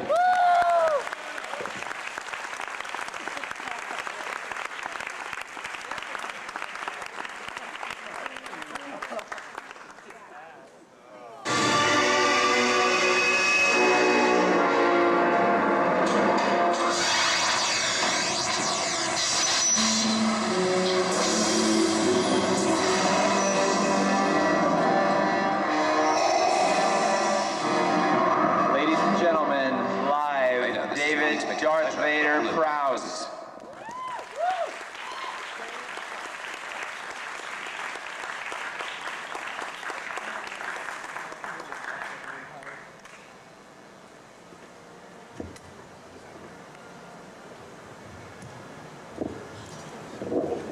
Good afternoon. Hello. Hi. Nice to be back in Pasadena. I was here last year, and I think I was here the year before, actually. I've done a couple of mic shows now. It's really very, very nice to be back here. lots of people come up to me and they said, you know, however did you ever get into the business to start with? You know, how did your showbiz career kick off? And it goes way back. In fact, a long time ago, I was registered as a crippled child, would you believe? At the age of 13, I started having some trouble with one of my knees. And they sent me into hospital thinking I had tuberculosis of the knee. And while I was in hospital for a year. And I grew 6 inches while I was in hospital. I went from 5'9" to 6'3" while I was in hospital. And I came out of hospital and they put me in a leg brace, and I used to sort of walk everywhere with a sort of stiff leg like this, you see. And at the age of 17, they said, well, get rid of the leg brace because there was nothing ever wrong with you in the first instance. It was just your joints are reacting to your growing. And I then took up bodybuilding. I was 6'5", and I weighed about 170 pounds, and so I was quite skinny. And I decided I would take up bodybuilding, you see. So I started exercise. I bought one of these Charles Atlas courses. You know, you too can have a body like me if you're not careful. And I started doing all these exercises at home in the bedroom, and I gradually started to put on weight. Anyway, after about, 9 years it was, I started training in 1951, and in 1960, I got invited to enter the Mr. Universe contest, which meant I was one of the top 20 physiques in the country. And I entered the Mr. Universe contest, but at the Mr. Universe contest, I decided that I really didn't want to train just for the physique anymore, and I wanted to do something a bit more ethical with the end product. So I then turned over to competitive weightlifting, and within a year, I became the British heavyweight weightlifting champion. So I was British heavyweight weightlifting champion in 1962. I retained it in 1963, and then retained it again in 1964. And then in 1964, we were all training to go to Tokyo for the Olympic Games. And the Weightlifting Association decided not to send a heavyweight, which is what I was, to Tokyo because they said they didn't have enough money. And I was very disappointed about not going to Tokyo because I'd seen the James Bond film, you know, You Only Live Twice, where James Bond has one of these Japanese baths, and all the girls jump in the bath with him, you see. And I thought, oh, lovely, I must go to Tokyo and have one of these baths, you see. And but anyway, as I said, unfortunately, I didn't get to Tokyo, or at least not in 1964, I didn't. So I didn't get my bath, you see. And so I thought, there's nothing to stay amateur for any longer. I'll turn professional, see what happens. And so I set myself up as a strongman act. I used to call myself Britain's Strongest Man, and I used to tour around the shows giving exhibitions of weightlifting and bending iron bars and tearing telephone directories and all these sort of silly sort of things. And then one day I happened to call on a stunt agency. I was also working as a sales rep, and I called on this stunt agency, and the stunt agency said, look, you know, if ever there was any work in show business, you know, would you be interested? So I said, well, you know, I've never ever acted before in my life.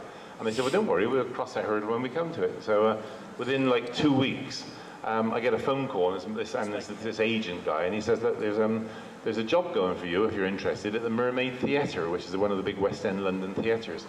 And I said, well, what is it? And he said, well, go round to the theatre and see the director, who's a guy called Sir Bernard Miles, and see what he has to say. So off I went to the Mermaid Theatre, met up with Sir Bernard Miles, and they had a play there called Don't Let Summer Come. And it was basically 3 people in it, 3-hander, and it was Caroline Mortimer, Kenneth Griffith, and Liz Fraser, which were 3 very famous English actors and actresses. And the finale of this play was they needed somebody to pick up Kenneth Griffith off the floor, or off of a bed actually, and waft him very, very slowly and gently off the stage, and to make it look as though he was floating away, you see.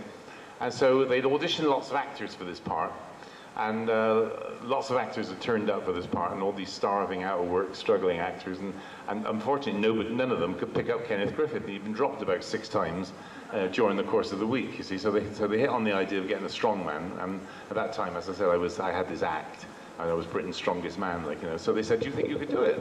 And I said, well, I'd do it easily, you know, no problems whatsoever. And they said, well, we'd like to see it, you know, we'd like to see you do it. So I said, well, tell me exactly what you want. They said, well, he's going to be led on this bed, and he's all going to be wrapped up in red velvet.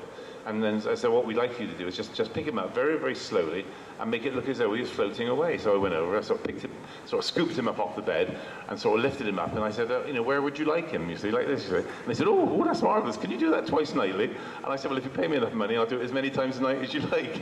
And that got me, that was the most interesting. The interesting thing about it was that it got me my actor's equity ticket, which was a major move. Because it was very, very difficult to get to become an actor. It's very difficult to get your actor's union ticket. And I said that got me my union ticket because I was doing a job which an actor couldn't do. And from then on, we never looked back. It went from there to doing things like I started doing television commercials, and then went from TV commercials to doing television series. And at that time, we had all sorts of television series coming out of England. We had things like The Saint, Department S, we had Jason King, we had things like The Champions, Beverly Hillbillies came over and did a couple of series in Great Britain, which I was in. But all these series were coming out of in Great Britain at that time. And then one day, my agent rang me up and said, how would you like your very first part in a film? And I said, well, what's the film? And they said, it's a film called Casino Royale. Anybody see it? Anybody see? Oh, don't clap, it was horrible. It was a terrible film. You got me joking. It was great. Terrible, terrible movie. Anyway, so I said, well, what's the part? And they said, well, you're playing a giant teddy bear. And you're actually playing opposite Peter Sellers and Ursula Andress. I thought, oh, this is marvelous. What a lovely introduction to a film career, working with Peter Sellers and Ursula Andress. And so I said, well, what's the part? And they said, well, you're playing a giant teddy bear. And I said, well, what's the character called? And they said, well, the teddy bear is called Winnie the Pooh, famous teddy bear Winnie the Pooh. I said, yeah. And they said, well, you're playing Super Pooh. And they said, what you have to do, you're actually working with Peter Sellers, and and it's a dream sequence where he's being haunted by his little teddy bear, who is now this giant teddy bear, and the giant teddy bear is trying to kill him. So I went to the studios, and I got eventually, as I said, after about 4 or 5 days hanging about doing nothing, we eventually got into this teddy bear outfit, and it looked absolutely fantastic, And we actually started doing the sequence where I'm pawing through the sort of dungeon bars, trying to get at Peter Sellers, and but eventually, unfortunately, Peter Sellers walked off of the set, walked off of the set, and that was the end of the unit. There was no more Super Pooh sequence. And a couple of days later, they rang me up and they said, "Was it you that we measured for the Frankenstein outfit?" And I said, "Well, no, it wasn't actually." Well, they said, "Would you like to come to the studios and see if this Frankenstein outfit fits? Because we've measured somebody and we can't remember who it was." So off I went up to the studios. This is now where I went up to MGM Studios up in Elstree. And I tried this suit on, and it fitted like a glove. It was marvelous, And they said, "Well, that's it." They said, "We can't remember who we measured for it. So how would you like to play Frankenstein in the film?" And this was the very first time I ever played the monster, and it was the only time I've ever played it with the Boris Karloff Frankenstein, i.e., with the bolts in the neck job. And I did the sequence there with opposite David Niven. So I had a really marvelous introduction as far as film work was concerned. And then from there, I went into another film called Hammerhead, went out to Portugal and did this film called Hammerhead, which is a terrible movie. It was Vince Edwards. Remember Vince Edwards, who was Ben Casey? Dr. Ben Casey? It was the very first film he ever did after, well, I think he'd done some films before, but it was his first major film that he'd done after doing Ben Casey, and they were trying to build him up as a big sort of heartthrob film star. And it didn't really work very much. It was a terrible film. We had a terrible film director called David Miller, who really made a terrible balls up of the whole film. And Vince Edwards, unfortunately, had a nasty accident during the film. He fell on me and broke his ankle. We were doing a stunt where he had to, or at least lift somebody out of my arms, and standing above me on a wall. And unfortunately, as he went to lift this lady out of my arms, so he fell over. And I caught the lady, there's an actress called Judy Geeson, and unfortunately Vince Edwards fell on the concrete and broke his ankle, and that was the end of Vince Edwards in the film practically. But then, as I said, in 1970, it was a big year for me because it was the first time I did a Hammer horror film. I did the film called The Horror of Frankenstein. Anybody see the Horror of Frankenstein? I actually enjoyed it. It wasn't a very popular film, not with the horror aficionados who really thought that the Hammer were mucking about with horror and having too much of a joke with the horror, because there were too many sort of comedy scenes and too many jokey things. But it was a lovely film to do, and I was working with Kate O'Mara, Veronica Carlson, who now lives over in South Carolina. And also Ralph Bates, who was a wonderful English actor. Unfortunately, died at a very early age, but he was a lovely person. And then I followed that up with another Hammer horror film in 1972, which was Vampire Circus. Anybody see Vampire Circus? Yeah, thank you. Lovely. That was I thought was a great movie, one of the best Hammer horror films that there was. And the director of that, funnily enough, has now become one of the major film directors in the world.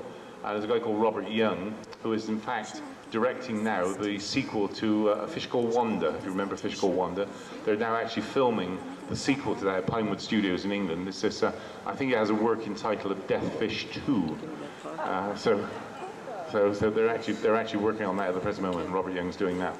And then in 1973, I did probably the best horror film I've done, and that was a film called Frankenstein and the Monster from Hell.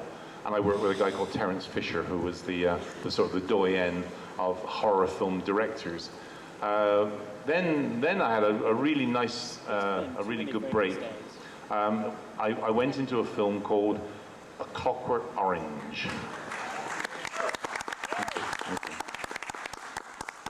That was probably one of the major films, well, the major film I've done in my career, because it was instrumental in establishing me as an actor. Prior to Clockwork Orange, working with Stanley Kubrick, everybody thought of me as a sort of a villain in the hood, and I was always the monster, and I was always dressed up in these terrible costumes, and I was always put into a program to make the hero look good. There was always a big fight scene where I always got killed or I always got beaten up. I mean, even the girl, even like the Linda Thorson in the Avengers beat me up at one stage. And so, as I said, I was always put in to make the heroes look good. And but when along comes this film with Stanley Kubrick, and it was a marvelous working experience with Stanley. And as I said, it established me as an actor, because from then on, whenever I went up for a job, people would say, we'd like to offer you this part in this film. And I said, well, do you want me to read, or do you want me to act, or anything like that? And they said, oh, no, if you're good enough for Stanley Kubrick, you're good enough for us. And it was marvelous, because this happened all the way through. And I went on to do all sorts of things, everything from the BBC's own university drama course. I went to do Shakespeare's As You Like It, which we filmed up at Glamis Castle. Did all sorts of different things. And then in 1976, I get a phone call from my agent, and she says, would you like to go and see a man called George Lucas about a film called Star Wars? And I said, yes, I'd love to. I said, when and where? She said, well, can you go to the 20th Century Fox offices up in central London? So just after Christmas, it was just after Christmas of 1976, or after Christmas of 75, so at the beginning of 76, I went to see George Lucas up in London, and he said, I'm doing this film called Star Wars, which is like a space-type fantasy film. And he said, I'd very much like to offer you one of two parts in the movie. I thought, well, this is lovely. And, being offered one of two parts in the movie, and not even having to act or read or do anything. I said, well, what are the parts? And he said, well, the first part's a character called Chewbacca. I said, what's Chewbacca? He said, it's like a hairy gorilla that goes through the film on the side of the goodies. And I said, I have visions of 3 months in a gorilla skin, And I said, no, I don't fancy that very much, George. I said, what's the other one? And he said, well, the other one's the big villain of the film, a character called Darth Vader. And I said, don't say any more, George, I'll take the villain's part. And he said, well, tell me for why. And I said, well, if you think back on all the movies you've ever seen where there are goodies and baddies, I said, you always remember the baddie. I said, if you think back on all the James Bond movies, I said, you remember people like Odd Job, you remember Dr. No, you remember Goldfinger, you remember Jaws, you remember all these different people. I said, but you tell me who played James Bond in the film. He said, well, I think you've made a very wise decision, because nobody will ever forget Darth Vader. And here we are, 19 years later. Who would have thought 19 years ago we did Star Wars? I said 19 years later, here I am traveling around the world, doing personal appearances in shopping malls, sci-fi conventions, all over the world, on the back of Darth Vader, which is absolutely marvelous. So as I said, 76 saw Star Wars, which was a really nice film. I was on the film for about 5 months. And it was a really nice experience working with George and working with all the camera crew and all the boys on the set. I made some nice friends working with Sir Alec Guinness. When I very first got the part, they said to me, we'd like you very much to come up to the studios, and would you like to come up to have lunch with Sir Alec Guinness? I thought, well, what do they want me to go and have lunch with Sir Alec Guinness for? This is rather nice. And so I went up to the studios, and they took us out to a hotel restaurant close by, and Sir Alec Guinness and George Lucas and Gary Kurtz, the producer, and myself, we all had lunch together. And it was basically a lunch to introduce us, because we were obviously going to be the adversaries in the movie. And to have a chat also, they brought the stunt director, a guy called Peter Diamond, in at the very end of the lunch just to say hello. And then we all went back to the studios and sort of discussed how we were going to do the fight scene together. What we in fact did was choreograph a scene, and I used to go and fight with the stunt director at a sports centre fairly close to the studios up in North London. And Sir Alec Guinness, he also used to do a little bit of fencing practice somewhere. And then when we actually started work on the film, this is ages before we actually came to do the fight.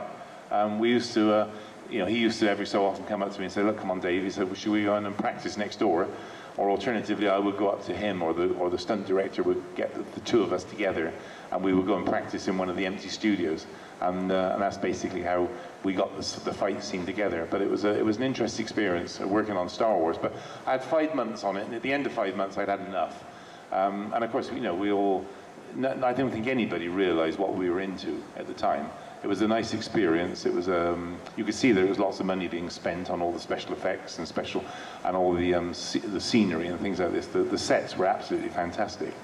And then, as I said, I was glad to get rid of it. At the end of 5 months, I'd had enough of it, and I was also getting offers of all sorts of other things, and I couldn't get away from Star Wars quick enough. And there's also at that time also, I was approached about becoming the figurehead of the British government's road safety campaign for children. And we have a road safety campaign in Great Britain called the Green Cross Code. And it's every child in Great Britain learns the Green Cross Code after the age of about 4. And it says, first find a safe place to cross, then stop. Stand near the curb, not on it. Look all around for traffic, and if traffic is coming, let it pass. If there's no traffic coming, walk straight across the road, but look and listen as you cross. Now, every child in Great Britain learns that. And I was asked if I would figurehead the campaign to take over from 3 national personalities who fronted the campaign for a while and weren't very successful. And so, as I said, I was introduced as the figurehead of the campaign, like a Superman type character, in 1976. And it ran on right through until 1990. I had 14 years of being the Green Cross Code man, which was an absolutely fantastic, best job I've ever had in my life. And for 14 years, I toured the world. I went all over America, giving Green Cross Code talks. I did something like about 700 different cities in Great Britain. I went to over 2,000 schools in the period that I was working, and I spoke to over 500,000 children. And in Great Britain alone, we reduced the road accident figures in Great Britain by over half. It was a marvellous, marvellous campaign. Went to Germany, went to the British Forces bases in Germany, went all over Australia. I went out to Barbados, went out to the Cayman Islands. I said all over the continent. It was marvellous, a marvellous, marvellous campaign. But as I said, that took me from 1983 right through until 1990. Obviously, Empire Strikes Back came up, and that was working with Irving Kershner, which you already heard Kenny talking about Irving. It was a wonderful, wonderful experience working with Irving Kershner. And then, of course, later on came A Return of the Jedi, which for me was the most horrendous film experience I've ever had in my life. And I couldn't get off of it quick enough. There's all sorts of reasons for it, which if anybody wants to come up and talk to me about it, I'll talk to you about it. Or if you want to ask me questions, I don't know whether we're going to have time for questions. Hang on. We have got time for some quick questions. All right. Lovely. The microphone's over there if anybody wants to come up and ask me a question. Video game, a CD-ROM video game, which is going to come out next March. And it's being put out by Hasbro. But I had to undergo 2 screen tests in order to land the part of Darth Vader for this video game. Yeah, I know, it's strange, isn't it? But Lucasfilm, by all accounts, were worried to death that I wasn't walking properly. And I had to, and funny enough, I failed the first screen test because they said I was walking with too much of a limp. And so they said, would you like to try again and see if you can go through the action in this video without limping? And so I sort of steeled myself and took a few pain-killing tablets and managed to get through it okay. And I said we filmed just before I came away, so you've got all that to look forward to. It's 50 minutes, that's 50 minutes of nothing else but Darth Vader doing all his instructions. And in fact, it was quite interesting. Thank you. It's quite interesting because this time I'm actually working to James Earl Jones's voice. When we did Star Wars, of course, I did the voice of Darth Vader all the way through all 3 movies. And then James Earl Jones overlooped the dialogue, and it was put to my acting. This time, they sent the James Earl Jones tape over, and I had to act to James Earl Jones's voice, which is quite different. And, I did it fine. I had no problems doing it, and all the actions and came into it quite nicely. So that almost brings us up to the present day. I mean, is anybody got any questions you'd like to ask me? If anybody has, there's a microphone over there. I'd love to answer any questions you've got. Anybody? Or have I covered everything? I mean, when I do these talks, after I finish the talks, I always think about all sorts of things. People come up to me and they say, "Well, have you had any?" For instance, I've just thought of something now. They said, "Have you had any contact with Christopher Reeve since he's had his accident?" Which I haven't, unfortunately. But when Christopher Reeve had his accident, everybody started getting in touch with me. They said, "Oh, you were the man that trained Christopher Reeve for Superman. What do you think about Christopher Reeve's accident?" I said, "Well, I'm very, very sorry. I mean, there's nothing. I've not had any contact with Christopher Reeve, not since the premiere of the second movie. That was the last time I've ever heard or seen anything of Christopher Reeve. I trained him for 6 weeks prior to him doing Superman 1, and put 30 pounds on him in 6 weeks. Took him up from something like about 100 and I think it was about 175 pounds, and I took him up to 212 in 6 weeks, and made him look quite good for the movie. Unfortunately, we had a big row at the end of the period, at the end of the 6-week period, and it all very. In fact, he got me the sack from the job. And then I didn't see him again. I was on the organising committee of the second Superman movie for the Variety Club of Great Britain, and apart from a sort of nod, from him just to acknowledge me, I mean, we've had no contact ever since. But it was obviously a horrendous accident that he's had, and obviously I wish him, all the luck in the world, and hope that there's some sort of recovery plan for him. Unfortunately, I think the prognosis is pretty bad. But as I said, my sort of best wishes and everything go out to him. Anybody else? Any questions?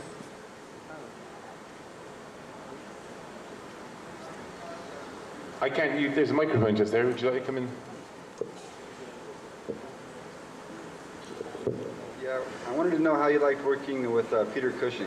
Oh, Peter was a lovely man. I did 2 films with Peter. First of all, I did the Frankenstein and the Monster from Hell. And I also did, obviously, Star Wars with him as well.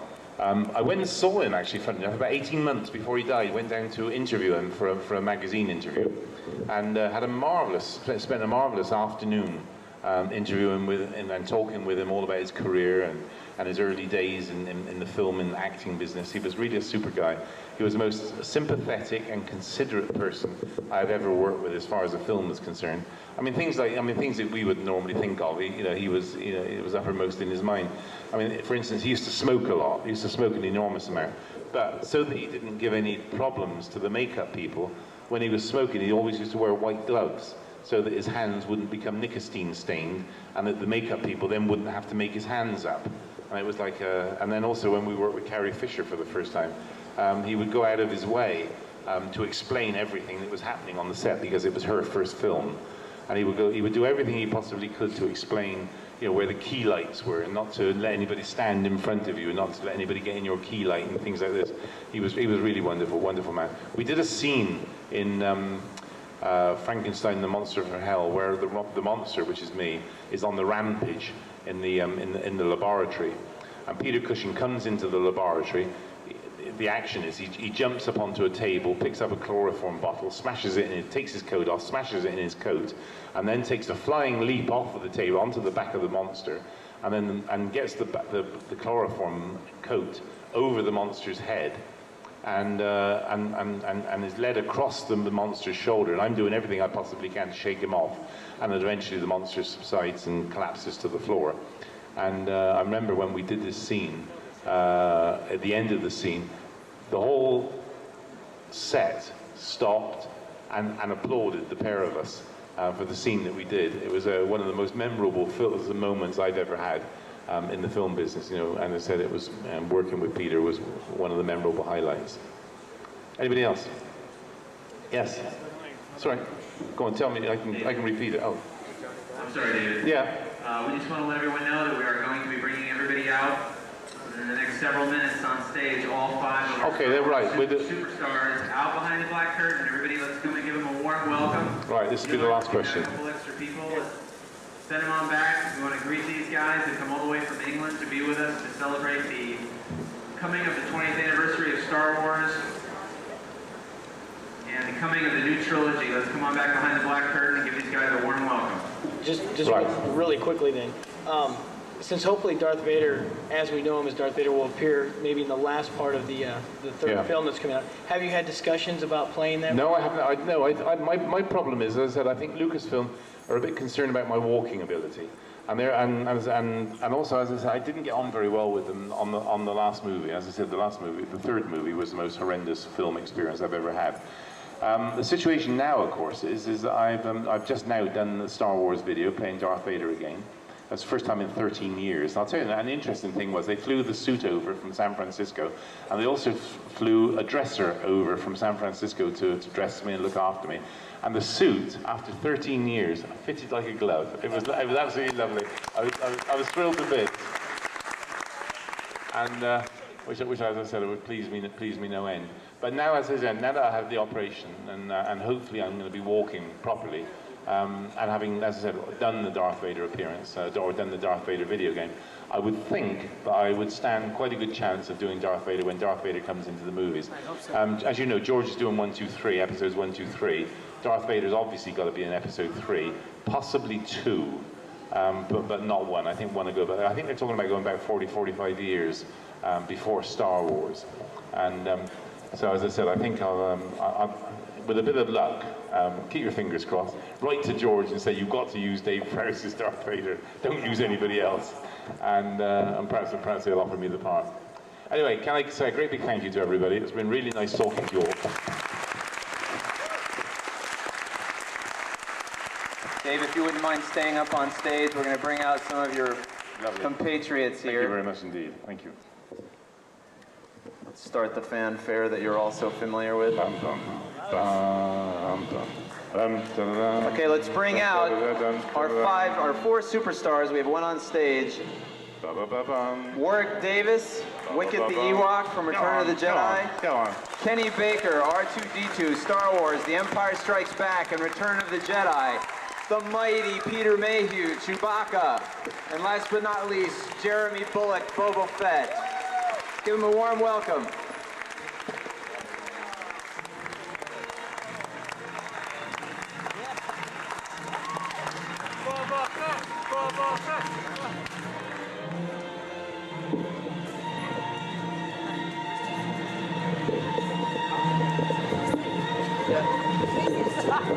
Someone sitting there.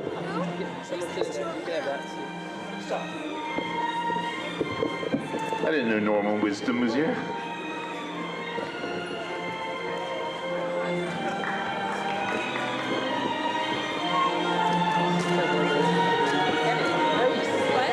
Sit down. Get a picture.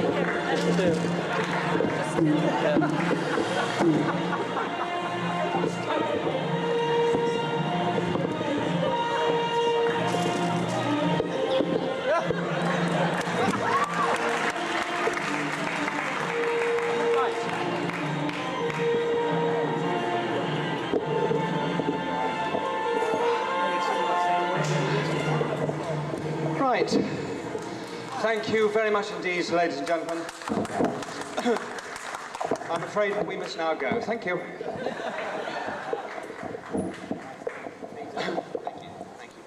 Right. So, Dave, where did you get to, Dave? Sorry, we're a bit late.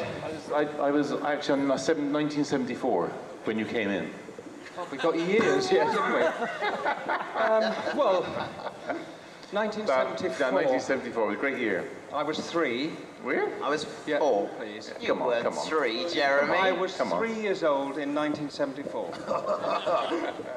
See, there's no surprise, look. I won't know, I'd lie. I thought you said you'd been 37 years in the business. Millennium. It sounds like it, yeah. It's difficult to say, isn't it? A short millennium, yeah. Ladies and gentlemen, you're all gathered. We've been together now for 40 years, and it don't seem a day too long. Of all the ladies living in the world, and I'd swap for my dear old Dutch. There ain't a lady living in the land. It's happy hour. It's happy hour. Yeah. When does the bar open? That's what I want to know. What do you want to know? It's question time. Subject or request for singing? Singing. Yeah. Singing? Singing. Oh. Right. Now, what do you want to know? Seriously, what do you want? Any questions? Any questions? There's a microphone over on the right-hand side. Gentleman here with There's a microphone over there if you're gonna. Dave, I want to ask you, Oh. when you saw Jedi, Yeah. when they unmasked Darth Vader, how did Yeah. you feel when it Pissed wasn't off. you? Yeah? To be put it mild, pissed off. Yeah, I thought it was the worst possible stroke they could have pulled on me, and they did it. That's it. Simple. Simple as that. We care. Yeah. What's the one about the parachute? Somebody asked me, they said, what do they think when they unmask somebody else's Darth Vader at the finish of the Jedi film? And I said I was really pissed off with it. I was quite pleased, actually. We've all It was got you, wasn't it? stories. It was you in the mask, yeah. We've all got sub-stories like that, David. Yeah. No, come on. We can go on Go on, forever. go on, tell me one then. Tell me Oh, yours. I can tell you go on. loads. Tell me yours. Well, I was in Palm Springs in March. What's it got to do with Star Wars? Nothing at all. Was it spring Yeah, break? we don't want to know about your private life in Palm Springs. Well, wait, well. Was it spring break? Any more nice, enlightening questions? The gentleman there in the extraordinary T-shirt. I was curious if you're going to see any Boba Fett in the next 3 films. Hopefully no. No.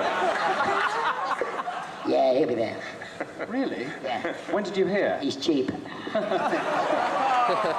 No, out of the 5 of us, I am the cheapest actor here. Having been a stage actor for many years, the money's appalling, so I am cheap. So there's great possibility. A great possibility to be used, yeah. 27 parts. Would you do it? I would do it. I would do it. As long as I got a reasonable wage, I could buy a couple of vodka and tonics each evening, I'd be fine. Yeah. We have no pride. We'll work anywhere for money. No, I'm on a serious note. Kenny Baker. No, seriously, if the films came up, of course I would do them. I think anybody would. I think, just seeing the amount of people, the interest over the last couple of days. I think all you lot would give your right arms to be in Star Wars, wouldn't you? Of course. Yeah. They might need some extras. Yeah, they might need some extras. Who knows? How about some questions for these beautiful ladies on the... No, sorry. Yeah. That lady with the beard, no. These lovely, beautiful ladies on the front row. How tall is Peter? 7'3". Yeah. That's in high heels, of course. The secret's out. How tall am I? 3'7". How tall are you, Warwick? I'm 3'6", Jeremy. How tall are you? I'm 6'1". Only leaves me. Tell you. Dave, how tall are you? Well, I'm currently about 6'5". But I used to be 6'7" before I had all this problem. Yeah. Well, when that's off, will you I'm grow? going back up. Yeah, you'll I should go be back up up 6'7". Yeah, hopefully they've given me an implant. Yeah. Oh, that's good. Mind you, you've got quite big heels on here, haven't you? So that will push you up a little bit. That will help, won't it? No. Oh, won't. Question down here in the front. I get rid of these Question boots. for you, Warwick. Are you planning to work with Ron Howard or do any more fantasy films like Willow, since that was such a popular film and it was excellent? I'd love to do another fantasy like Willow. Ron has never said anything to me about a sequel, but there has been... Pardon? Ron and... What about Ron and me? There is a book that I've just heard about today called Shadow Moon, which is actually the sequel to Willow. It picks the story up when Elora Danan is 13 years old, written by George Lucas. So whether after he's made the Star Wars trilogy he'll decide to make a sequel, I've no idea, so it'd be nice though. It's giggly Gertie down here, look. These beautiful girls down here. Would you like to ask a question? You can certainly take a picture with me, yes. It might take several hours. No, come on, I didn't mean that, please. Come on. But you'd have to see what develops. Very good. Yeah.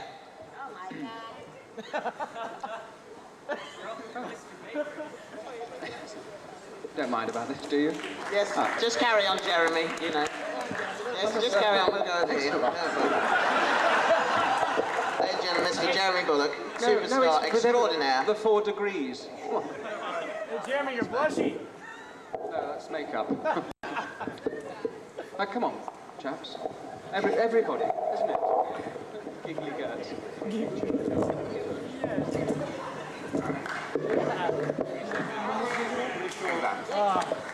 Great shot. That's great. Great. Photo opportunity. This is your Kodak moment. Thanks, girl. Oh, I think I'm in love. And, right. Who's the nun? Okay. Right, a question from the gentleman right on the end. There, in fact, is a Leprechaun 3, which is obviously not got very good publicity because you hadn't heard about it, but it came out on video on, I think it was June the 29th. It's currently available in video stores, so it is actually the best of the 3. If anybody's seen the other 2, you know, forget about them. The third one has got comedy, it's got action, it's got the gore, and it's, best of all, it's me. I'm in it. Oh, yeah. Well, that's something, I suppose. Yes. Right, quick fire questions. The lady in the beard, yes. Yes, for all the Star Wars movies, your characters came across very well, though you were all behind masks. Do you find it difficult to train those characters? Good question. No, because it came naturally. I always monkey around on the set. My character, Wicket, really, I told a few people in my talk yesterday, I based it on my pet dog. Whenever he heard a high-pitched noise, he would tilt his head left and right, looking interested. So I took that and used that in the character of Wicket. When I shot that movie, I was only 12 years old, so I guess some of my sort of innocence might have come through in the character. So that's really where that character came from. And when you're behind a mask and in a furry suit, a very heavy costume, you have to make sure you exaggerate all your body language and your movements so that they will actually read to the camera through all this makeup and costume. So that's an important thing which I think everybody here would agree with. Please agree, Kenny. Yeah, I agree, but you see, I was in a different state of affairs. C-3PO, well, you all had movable arms and legs, and I was kind of stuck in a robot that wasn't very flexible. So therefore I had to, well, only when I was doing this and this, and it came to life. So they tell me. That's R2-D2 naked there. Yeah. Oh, this is R2-D2 naked. Actually, talking about that, I played Dopey in Snow White and the Seven Dwarfs on ice at Wembley, and I used to skate on, and I used to go like this. Right, right. That's what she said last night.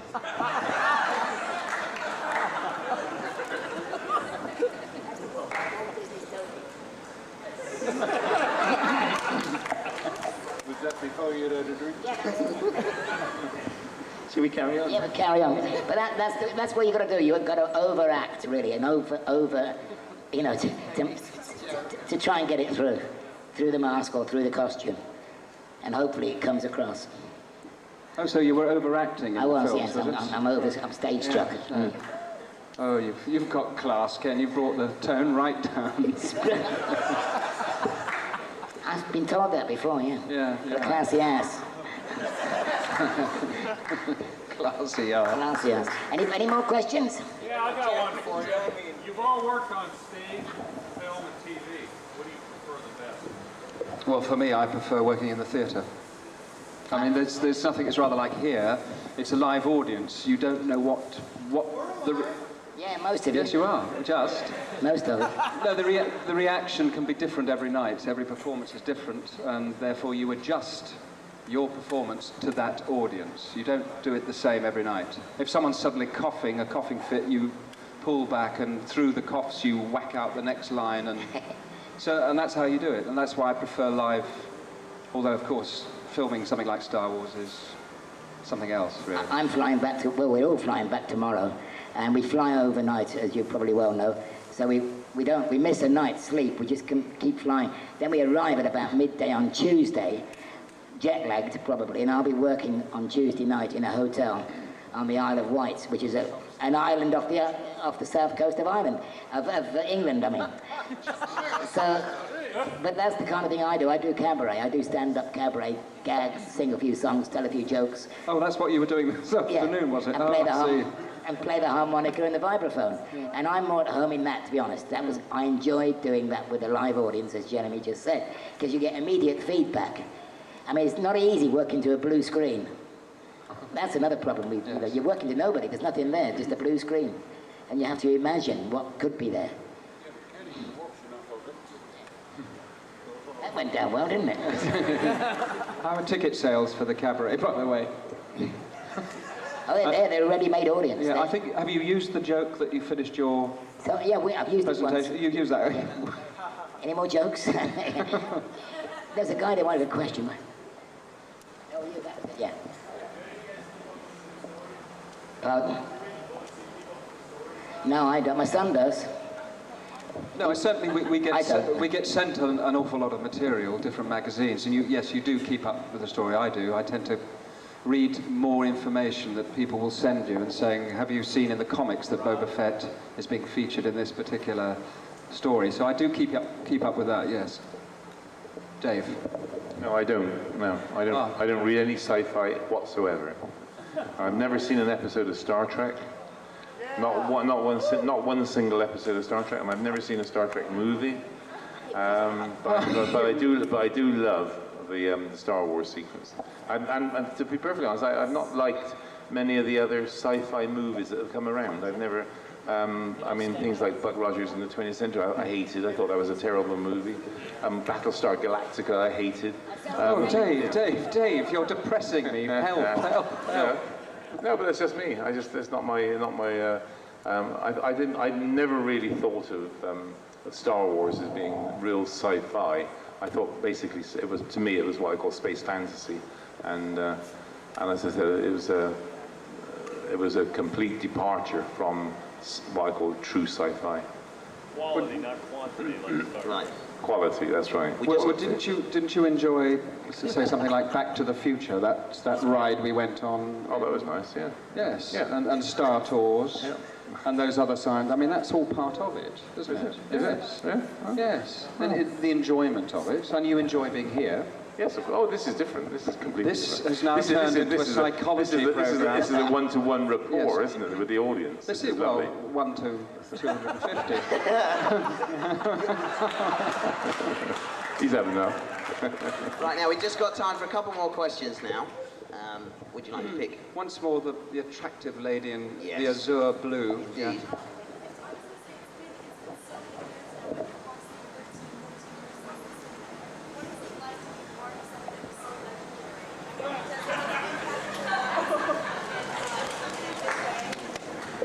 The question was that it's 13. Yeah. Yes. The question was 13 to 14 years since the last film. What does it feel like being part of a legendary trilogy? Well, it's wonderful. Cult following now, and it's growing. The new generation comes through, and perhaps they should call it Star Wars: The Next Generation. Although that's pinching a quote, but it's absolutely true. There are new. In your case, Star Wars: The Older Generation.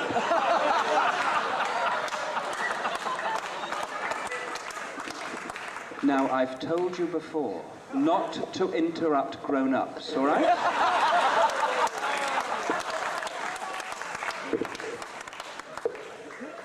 No, it's a wonderful feeling to be. No, really, it is a wonderful feeling to be part of this whole thing and to be with the chaps again. It's terrific. Yeah, it really is. Good. I'd like to say I feel very privileged to have been involved in the films, and now, as the question said, after 14 years, it's fantastic to be reliving the memories and talking to you all about the memories that we've had. It brings it all back, and it brings a smile to my face, definitely. No, I wish I hadn't said that. Yeah, I can't wait for the next movies to start, to be honest. And I wish I knew where they were going to do them, because I'd then like to book my hotel. Denmark. Denmark. I've heard they might make them in Czechoslovakia, Prague. I mean, you said that, didn't you? Yeah. Now, I did Amadeus in Prague. Beautiful city. It was supposed to look like Vienna, all about Mozart, Amadeus. And it was a beautiful city. But nothing at all to do with Star Wars, but there you go. Again. Okay, one final question. A genuine. Oh, I'm so sorry. I do beg your pardon. Jeremy, my reaction to this is absolutely wonderful, and the longer it carries on, the better. Dave, I'm sorry, I interrupted you. Just your reaction. No, I think it's wonderful to be involved in the three movies, which are three of the greatest movies of all time. What pleases me no end is that Darth Vader has now become accepted as the ultimate screen villain of all time, which, as I said, I'm thrilled to bits about. And no, please, long may it go on. I mean, it's, I just hope it continues on ad infinitum. I mean, who would have thought, as I said, when we did Star Wars 18 years ago. Oops. I was just telling you that the show's over. No, long may it go on. I'm thrilled to bits to be just one small part of it. Also, it's obviously thanks to all of you being here that it continues. So from us, we have to say thank you very much indeed. Yeah.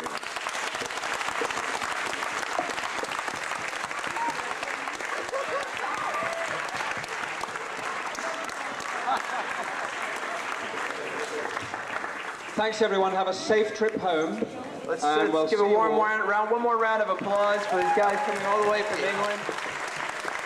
Wave goodbye. They're going to be heading back home tomorrow, so we want to say goodbye. And they're going to be signing autographs for just a little while longer in the annex for those folks that have put it off while they were shopping in the dealer's room. If you guys want one last time to get some things signed, I highly recommend getting the group signature if you guys have got one sheets or something like that and you want signed. It's been an incredible response. And thanks again for your great kindness and your patience with us on the show. We really appreciate the support. We hope to see you back here in LA in the spring of next year. Safe trip home. Nice to see you. Thanks for coming. Lovely to be here. Hi, Becky. Nice to be with you. See you. Hi, Beck. Hello, good evening. This is the 10 o'clock news. We are now about to depart. We hope you've enjoyed your stay. The train will be leaving platform 5 at 4:30. Thank you very much indeed, and good day to you. Thank you very much. My favourite character. It's a good exhibition.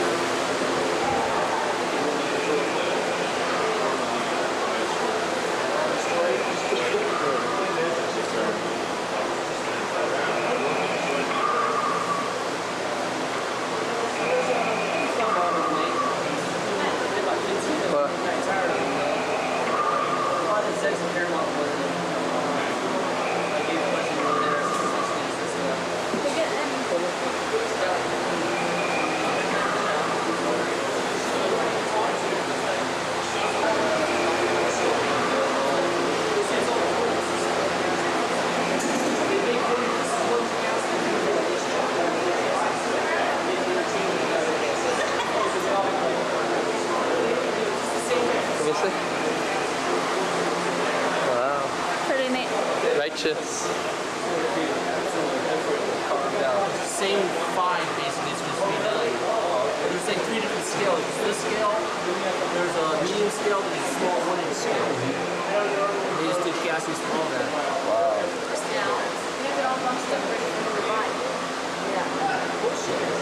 Oh, C3P was peace? I know, I was gonna try it. Thanks, man. Let's go.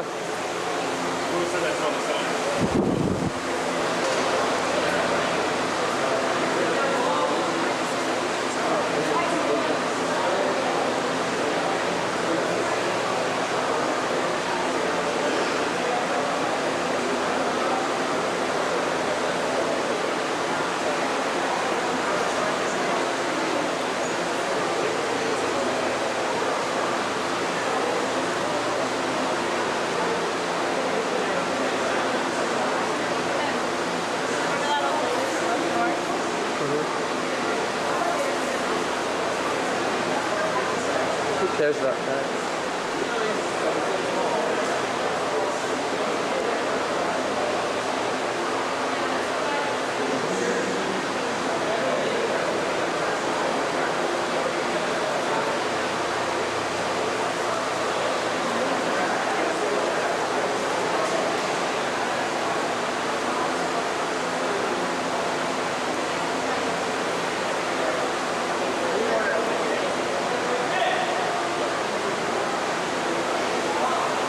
Ready?